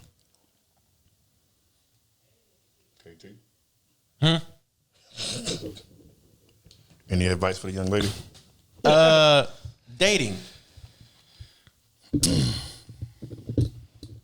How old is she? 19? Yep. Just turned 19. Oh, young as hell. Oh no, I'm sorry, 20. Just turned 20. And already got a degree? She finished school early. Yep. God damn. And that's the thing. That's hard for. Shit, boy. She don't want to. The guys her age are immature and not on her level financially. Then the older guys are just old, and they not mature either. Damn. Or she said, or they got like a scammer, drug deals. Like that's the dating pool. Maybe you just need to keep on dating. That's it. What's the problem with dating? It's simple. Just keep on dating till you find the right one. I don't mean keep on fucking. She did say date down. I mean just keep on dating. I don't say date down, but is date down. Men do it all the time. Yeah, if men do it, that's what men decide to do. If that's what they want to do. But at the age of 19, 20, dating down? They ain't really. Yeah, yes, you can. What, dating on the same level? I mean, there's somebody out there. Always somebody out there. I don't know many 20-year-olds though making. But you 19, 20 making 60. Yes, and she gonna be a most 19, 20-year-old men ain't graduating college. They working cashier. They still doing freshman classes when they in their sophomore year. So Amazon. You cool before the cool issue. Yeah, just keep on dating. You'll find somebody that's that's ahead of schedule. You know, that's just a hard field to play. And men be worried about chasing cat at that age too, which she said that's all they be worried about. So, yeah, I'm gonna be honest. Your likelihood of finding a dude that's on the same page your age slim now. That's honest. That you like. At right now, yeah. That you like. Like in 2 more years though, I think. At same level as you, right? It's gonna be hard. Mature like you, gonna be hard. She gonna have to go a little older. 19? Like financially, in your position at 19, 20, it's gonna be extreme. A black man, you're looking for a black man or whatever. I mean, if you're trying to date outside your race. So how should she approach try that? I don't know how she should approach it. She's a upper class of her age group right now, her age bracket. I'm talking like 5 levels above them. I mean, 19, 20-year-olds, just coming off. Shit, ain't no goddamn 35-year-olds making 60. You know what I'm saying? What's the median average for 42? That's right. That is true. It is true. Is she at 19, 20? Damn, a 19-year-old making that money. I don't know a 19-year-old that graduated a 4-year university at 19. Shoot. That's insane to me. I'm still curious on how you did that. But I mean, hey, you gonna go through your stumbles, your ups and downs. But like B gave me some good advice. Just working yourself. Damn, to be honest with you, you ahead of the game. You got to wait till the game catch up to you. Cause some of them they have their associates by the time they graduate high school. Yeah, that's real. Damn, they be getting them dual credits and shit. Yeah. So that'd be my advice, man. You need to look up, as far as age wise. But I mean, not too much. I'm not one of them dudes in that red pill community saying you need to date somebody 35. Hell no. No. We're not doing that. Find you a dude that's about 25, 26. He out of school. He got a decent amount of money or whatever, and y'all can try to make that way. There's plenty of ways to do that. I'm not sure if you're involved in organizations at your school or whether you was or not, but it's plenty of ways. But it's just wild because you ain't even old enough to drink. I can't even say go to the bar. I was literally just about to say that. You can't even go. We can't even kick it. No. Say go to the bar. You can't drink it. Can I get her water, lemonade, please? No. So yeah, I don't know. It's gonna be tough, but I will say this: don't settle for something that you know ain't gonna work. Correct. Because that's when you gonna fuck up and mess your future up. You ahead of the game right now, but if you get with the wrong dude to have a couple kids, your ass is behind the game. That's for at 21. You are not high maintenance. You just have high standards. Straight up. And with valid reasons. So. You know what? Fuck it. Welcome to the sleaze, man. Nah, we not doing that. He came on there. You know what? Fuck it. That nigga been thinking about that. Something to the head. You know what? Hell no. Birth control to the sleeves. That's crazy. There we go. But yeah, that's all we got for it, man. God damn, who's reading the question? We gonna read this one. You want to read the next one? Golly, read the long novel. Man, we ain't past. Read that long novel next. Why y'all picking all the long ass novels? It felt like you was reading for 30 minutes. He about to read for 40. That one longer than mine. Okay, Sean White. Pause. Patreon. I gotta say all that.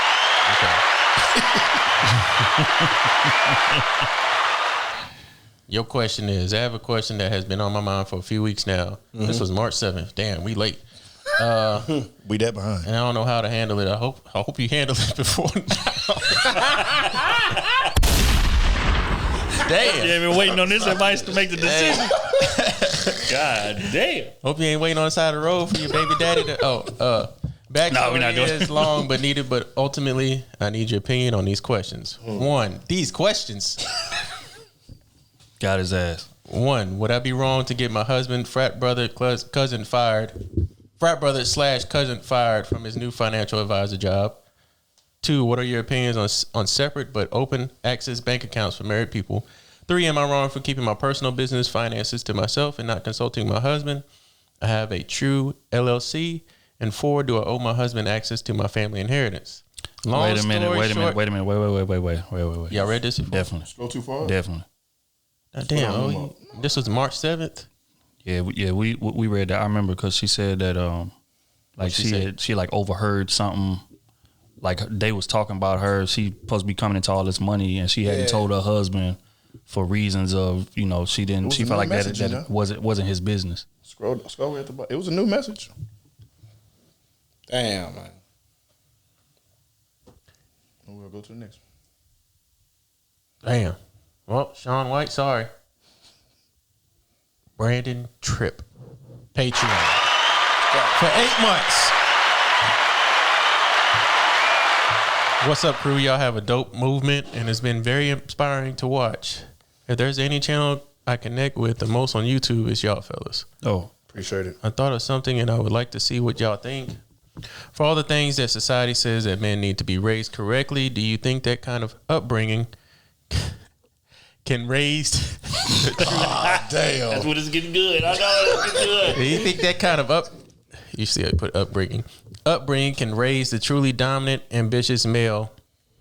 For instance, if Jay-Z was raised correctly, would we still get a Jay-Z?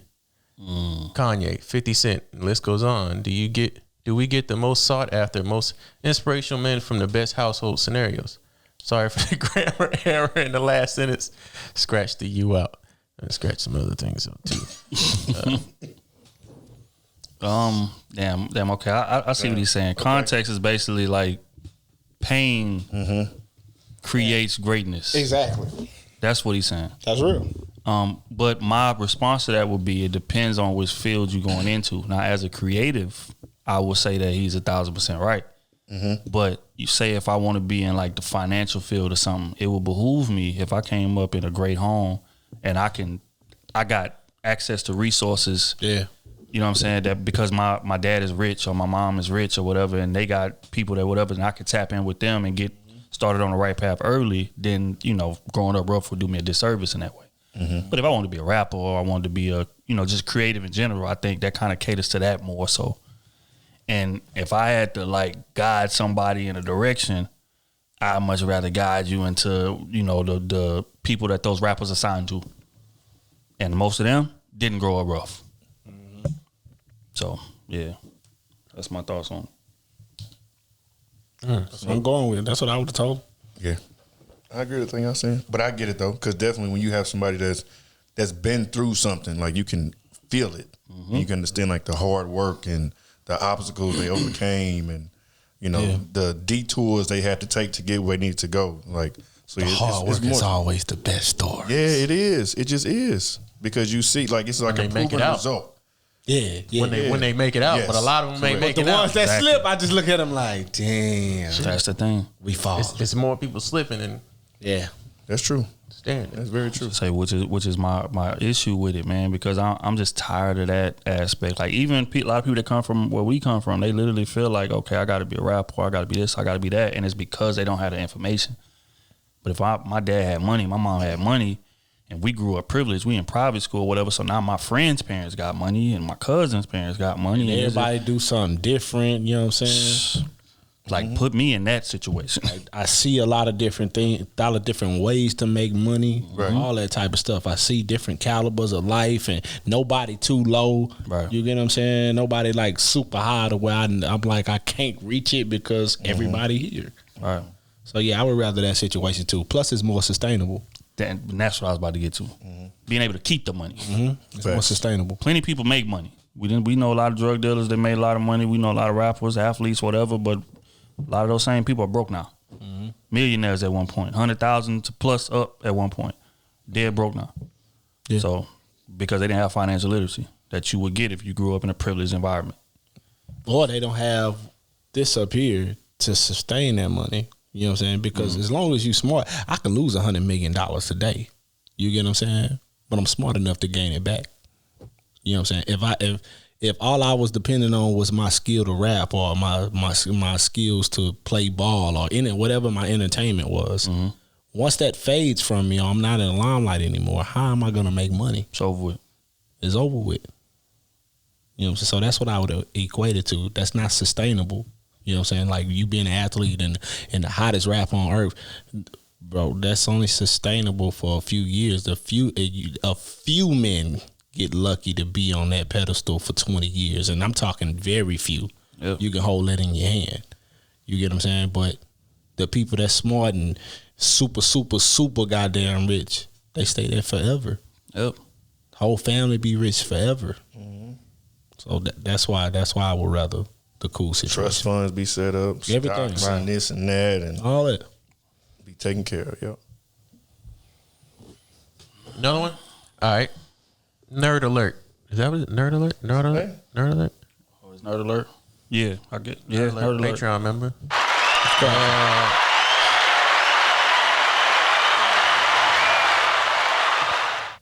What's good, fellas? It's been a while since I contributed to the pod. Law school been keeping me busy, but I'm still pushing. Shout out to law school. Goddamn big bag, boy. Is this the square?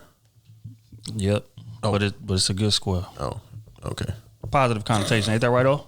First, very positive. Very positive. He's a lawyer. Nerd alert. First off, O, I appreciate the toxicity. Let these hoes, hoe, and whores know their place. Kenny didn't miss more shows than Zion missed games, but he puts on a hell of a show when he shows up. Come on. That's why I got that Nike deal. I'm gonna keep this short and hope, and not a whole essay. I appreciate that. Episode 88, y'all fellas gave major pushback on getting married young, and I have to disagree. Full transparency, I'm not married, so I don't even take my own advice. Whole point voided, but go ahead, bro.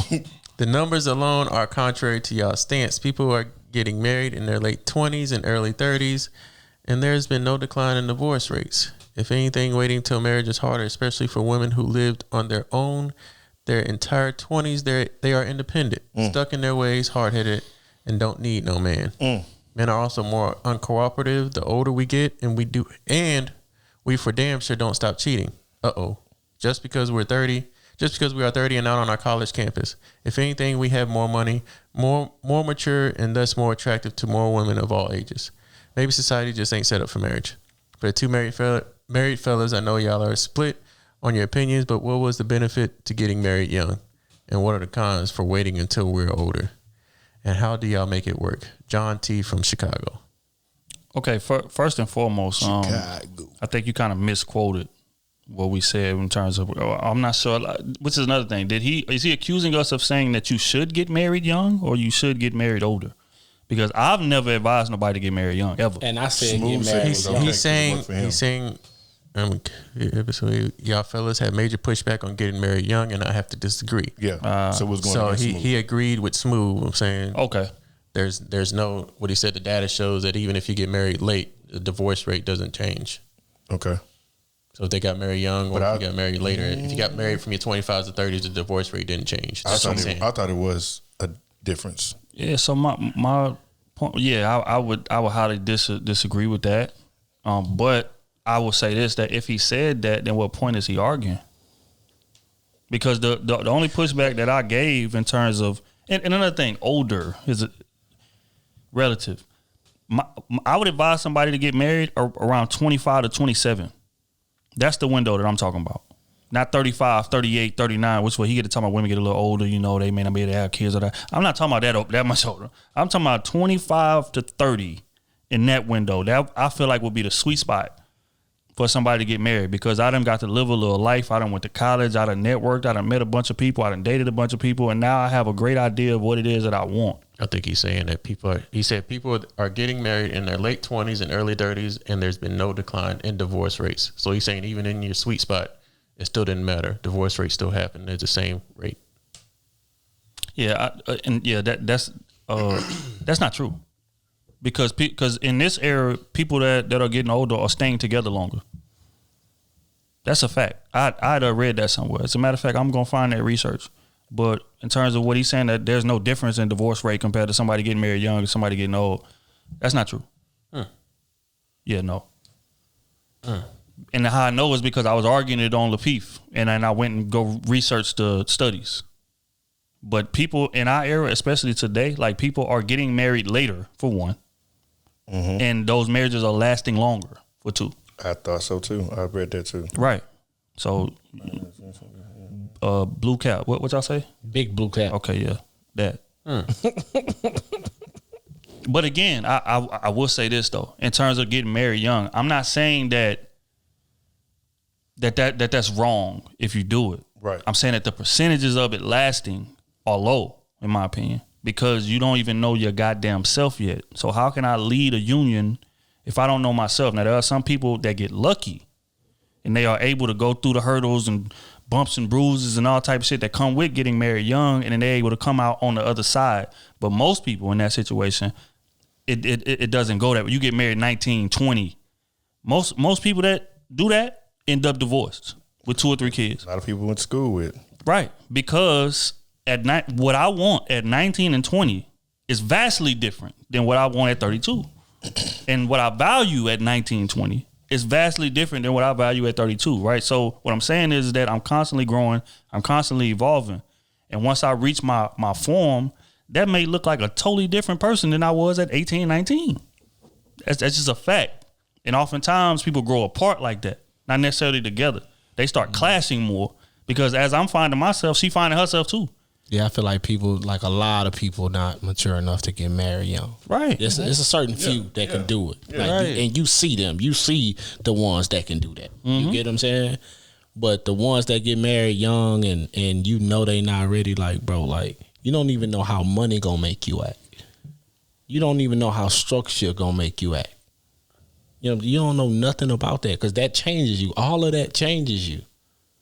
You know what I'm saying? So you marry this person when you ain't got nothing, and you start getting some money, and you looking a little different. You know what I'm saying? That's gonna make you feel a certain way. Exactly. Like, damn, I'm locked down. I'm not. You know what I'm saying? Like, you can't control yourself. So I agree with you in the sense. You know what I'm saying? Like, getting married really young isn't for everybody because you're setting yourself up to fail. Or not even necessarily to fail, but to gamble. It's a gamble to where the odds are not in your favor.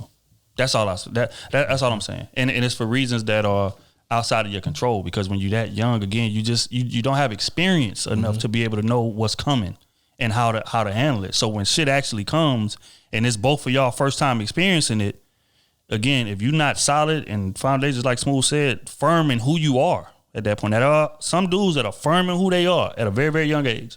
Like my moral structure is what it is.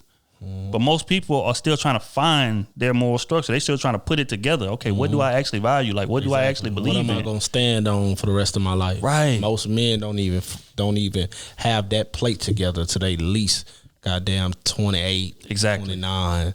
They ain't even made no money yet. They just got what they stand on. Exactly. You know what I'm saying? So yeah, I feel what you're saying. Yeah. So but yeah, bro, you got to stop capping and giving out false stats. But go ahead, Kenny. That's all you had to ask. Otis, you got something? And it says it goes up after 32. The divorce rate increases 5% each year.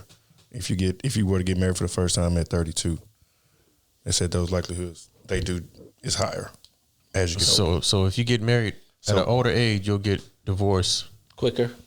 Quicker. Because again, like you said, you setting your ways. You setting your ways. Yeah. But there is a sweet spot. They had a little graph on here too. There's a sweet spot. It's like 22 to 30, roughly. 20-ish. Man, 25, 30, I feel like. That's a good sweet spot. And then after that, it should just skyrocket. All right. Here's one from Ashley, Patreon member. Cracking ass. Otis, you slack on that button push one more time, we're going to have a problem. I'm ready. I'm missing it on purpose. Don't need another Will Smith moment. Yeah, I'm not Chris Rock. I'm not going to let y'all talk about black men like that. Yeah, you little pebble. Hey, Krew season. My name is Ashley, and I need some relationship advice because I feel that I am at a crossroad with me and my boyfriend. Okay. Uh-oh. Me and him grew up from different backgrounds, him from the hood and me from the suburbs. I understand that because of this. When it comes to our emotion, we handle them differently. One night, while he was venting to me, he said that I became a financial burden, and it was just easier when it was just him and his daughter. Oh, shit, he got a daughter. Oh, damn, you left that part out. Well, now you left it in. I took this personal and became emotional because I always made sure that I took care of my financial responsibilities and be mindful of the times that he is with his daughter. So this threw me off, but I was still trying to understand where he was coming from, where it was coming from, where he or it or whatever, where it was coming from. He shut down from the conversation because I got emotional, and when we talked about it, he said that I take things too personal when he is just venting, and that I shouldn't take anything that he's saying in that moment personal. What are things that I can do to help better our communication, or am I taking things too personal and emotional? Yeah, I would say that you are, because you are a woman, and most women do. That's just honest. There are some women who don't, and they can, be objective and compartmentalize what a man is saying when he's frustrated compared to how he is when he's normal. But women take everything personal. Most do.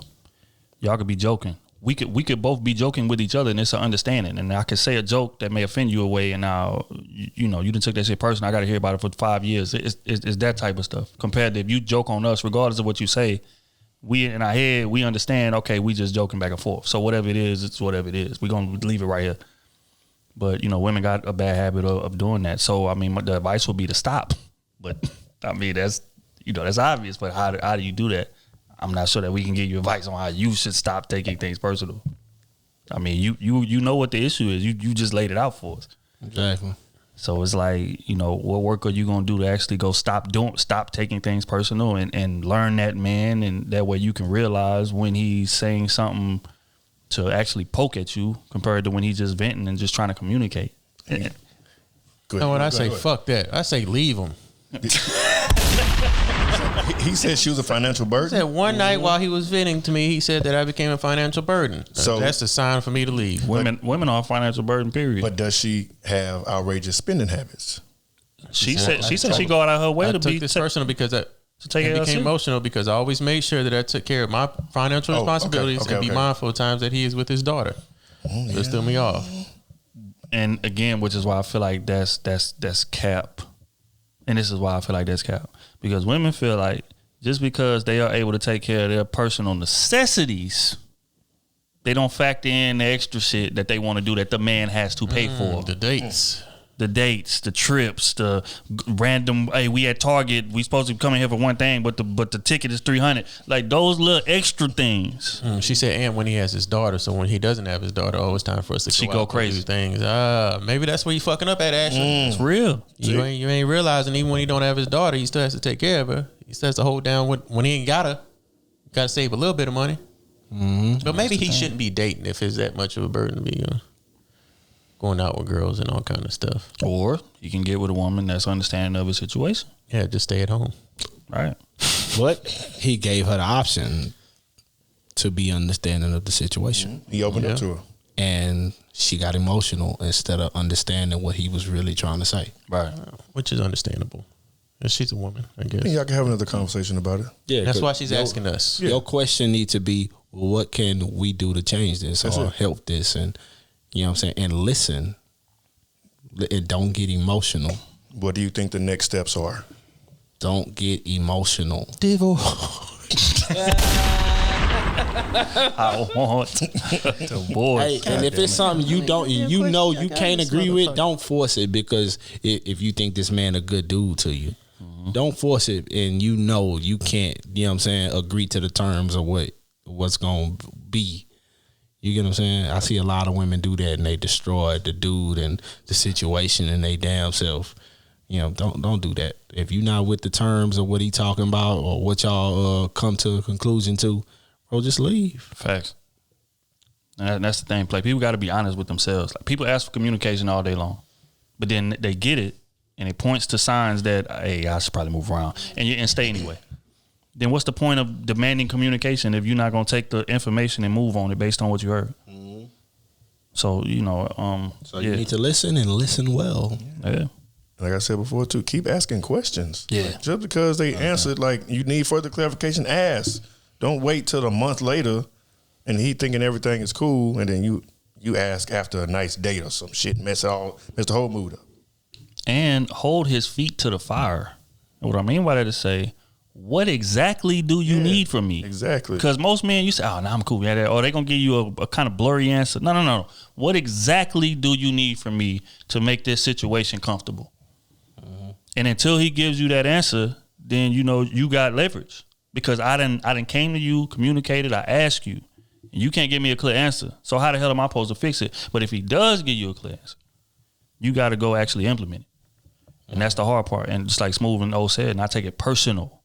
Because when a man is venting to you, like we're not trying to attack you. And that's what women be failing to realize, bro. I'm just telling you what it is that I feel like needs to change. That's it. That's not an indictment on you. That's not saying, oh, you're a terrible girlfriend. You're a terrible person. That's not what they're saying. That's it. They're saying your ass need to just shut up and listen sometimes so we can get on the same page communication-wise. Shut up. Shut your ass up so we can get on the same page. Shit. We want to make it work too. Shit. Fuck you gonna listen while you talking. Don't turn the page with me. You on 89. I'm saying, bro. Shut your ass up. Go ahead. Man, I've been reading all these other questions. God damn.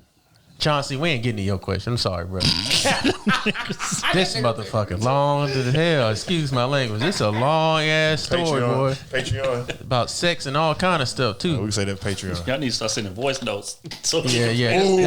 Hey, keep that Chauncey Davis one for Patreon. That might be a good one. Though. It's a good story. God. You got Ben here. Ben Carucci. Oh yeah. Shout out to Ben. It's gonna be the last one right here. Patreon. You missed the key word. Or you want Mike the Kid to be last? Mike's is short. Mike's is shorter. Okay, Ben. Salute, Krew. It's Ben. Appreciate you for still potting and giving me game and auto detailing and in a dating game. Got different kind of questions for you guys this time. So recently I saw Will Smith had traveled to Guatemala, and it seemed he enjoyed his time out there with the people and the culture. I happen to be Guatemalan myself, and this posed an interesting thought. I know I've heard you guys mention the Hispanic community a bit, and so well, even keeping up with this Spanish. Keep it up, bro. I find that a lot of the subjects you guys bring up are still relatable. And even though we are of different ethnicities and backgrounds, my question for you is, do you find yourself relating to the Hispanic community in any way? If so, what exactly? And I'm not going to answer that question. And if you want to learn something that comes from Hispanic customs or whatnot, what would it be? Not enough words to say how much you guys have been a growing influence in people's lives, including my own. Hope our paths cross one day. If I don't catch you guys on a live stream again, I enjoy retweeting, reposting your content, and hope it reaches someone else. Don't stop and keep growing. Ben. Appreciate that, love, bro. A lot of love. But in terms of the question, yeah, I mean, one thing about the Spanish community, man, I feel like the only difference between us is language. But as far as like a lot of the customs we get, they could be in direct comparison to things that we do. As far as the parties, the food, the dancing, the just culture, the arts, all of that. How we get treated. Mm-hmm. You know what I'm saying? Like when I'm in Mexico, and I done been a couple times, like it feels like home. It feels like I ain't really left the States yet, aside from the language barrier. That's it. But as far as like how cool, everybody's just so cool. Everybody's so chill. But everybody done been through a struggle. So it's like we can kind of relate a lot compared to maybe other cultures or whatever. But yeah, I mean, it's always something to learn. Always, like we ain't never too old to I know it all. Hell no, I'm trying to learn as much as I possibly can about as many places and as many people as I possibly can. Mm-hmm. I feel like everybody should be moving like that. So I think we real relatable, and it's a lot of things, just from cooking to going like religion, people like things like that, family, like all that, all that stuff. We have a lot in common, and we really should be working together more often. Like I was thinking about that. If we were to work with other people, how we take shit over, because we control so much doing what we do. But we just don't have the position and the power to really make big moves. Right. But once we do that, like it's a wrap for a lot of people. The jokes are the same. The way we talk to each other and view each other is the same. You know what I'm saying? In our community, in their community. You get what I'm saying? Like, it's just like, bro, like, I just hate when I see the ones that try to act like the other side. You know what I'm saying? Yeah. Like, you know what I'm saying? Like we got the ones that try to act like the C word. Mm-hmm. You know what I'm saying? They got the ones that just act like they not of their culture. Yeah. Let's say it like that. Yeah. You know what I'm saying? I work with a few. You know what I'm saying? I hate that. You know what I'm saying? Like come on, bro. Like they were really like. So they got the same thing as us.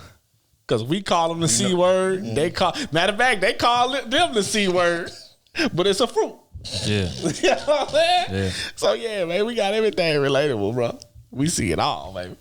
Yeah, man. I think the main common thread is the sense of like we all we got. Mm-hmm. That's how each of our cultures move, because we really are. You know, we done been persecuted more than anybody in history in terms of both of us. One thing I can say though, Mexicans put each other on the money, man. Yeah.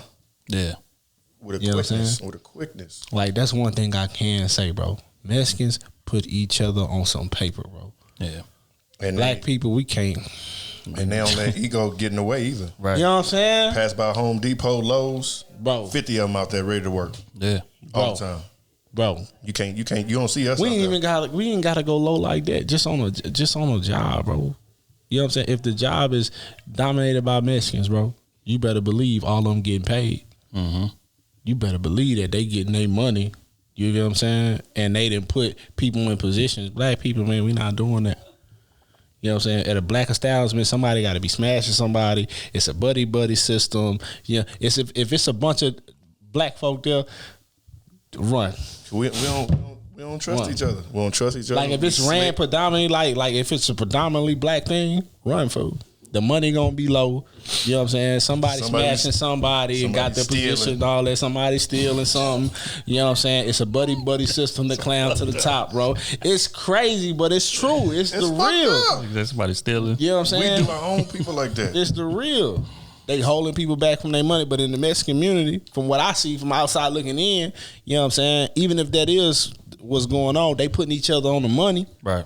You know what I'm saying? They ain't holding people lives up because they got families behind them and all that type of stuff. They still putting people on the bread and all that type of stuff, and everybody working and all that. You ain't got nobody slacking, none of that. You get what I'm saying? So that's the only difference I see in our community. They can work together and get the shit done and put people in position and raise one up, because they look at it like, if I raise him up, we all win.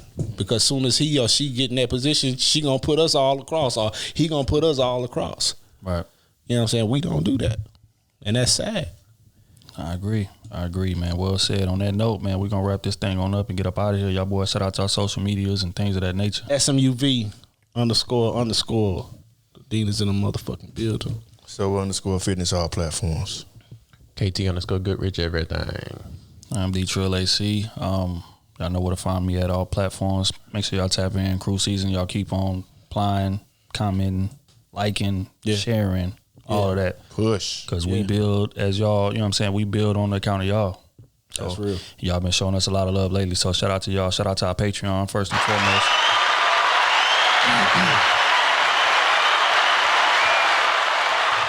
And yeah, man, we gonna keep this thing going, man. We appreciate y'all. On that note, we gonna get up out of here with a record off that new D-Day project, Cole, Freedom of Speech. And we gone.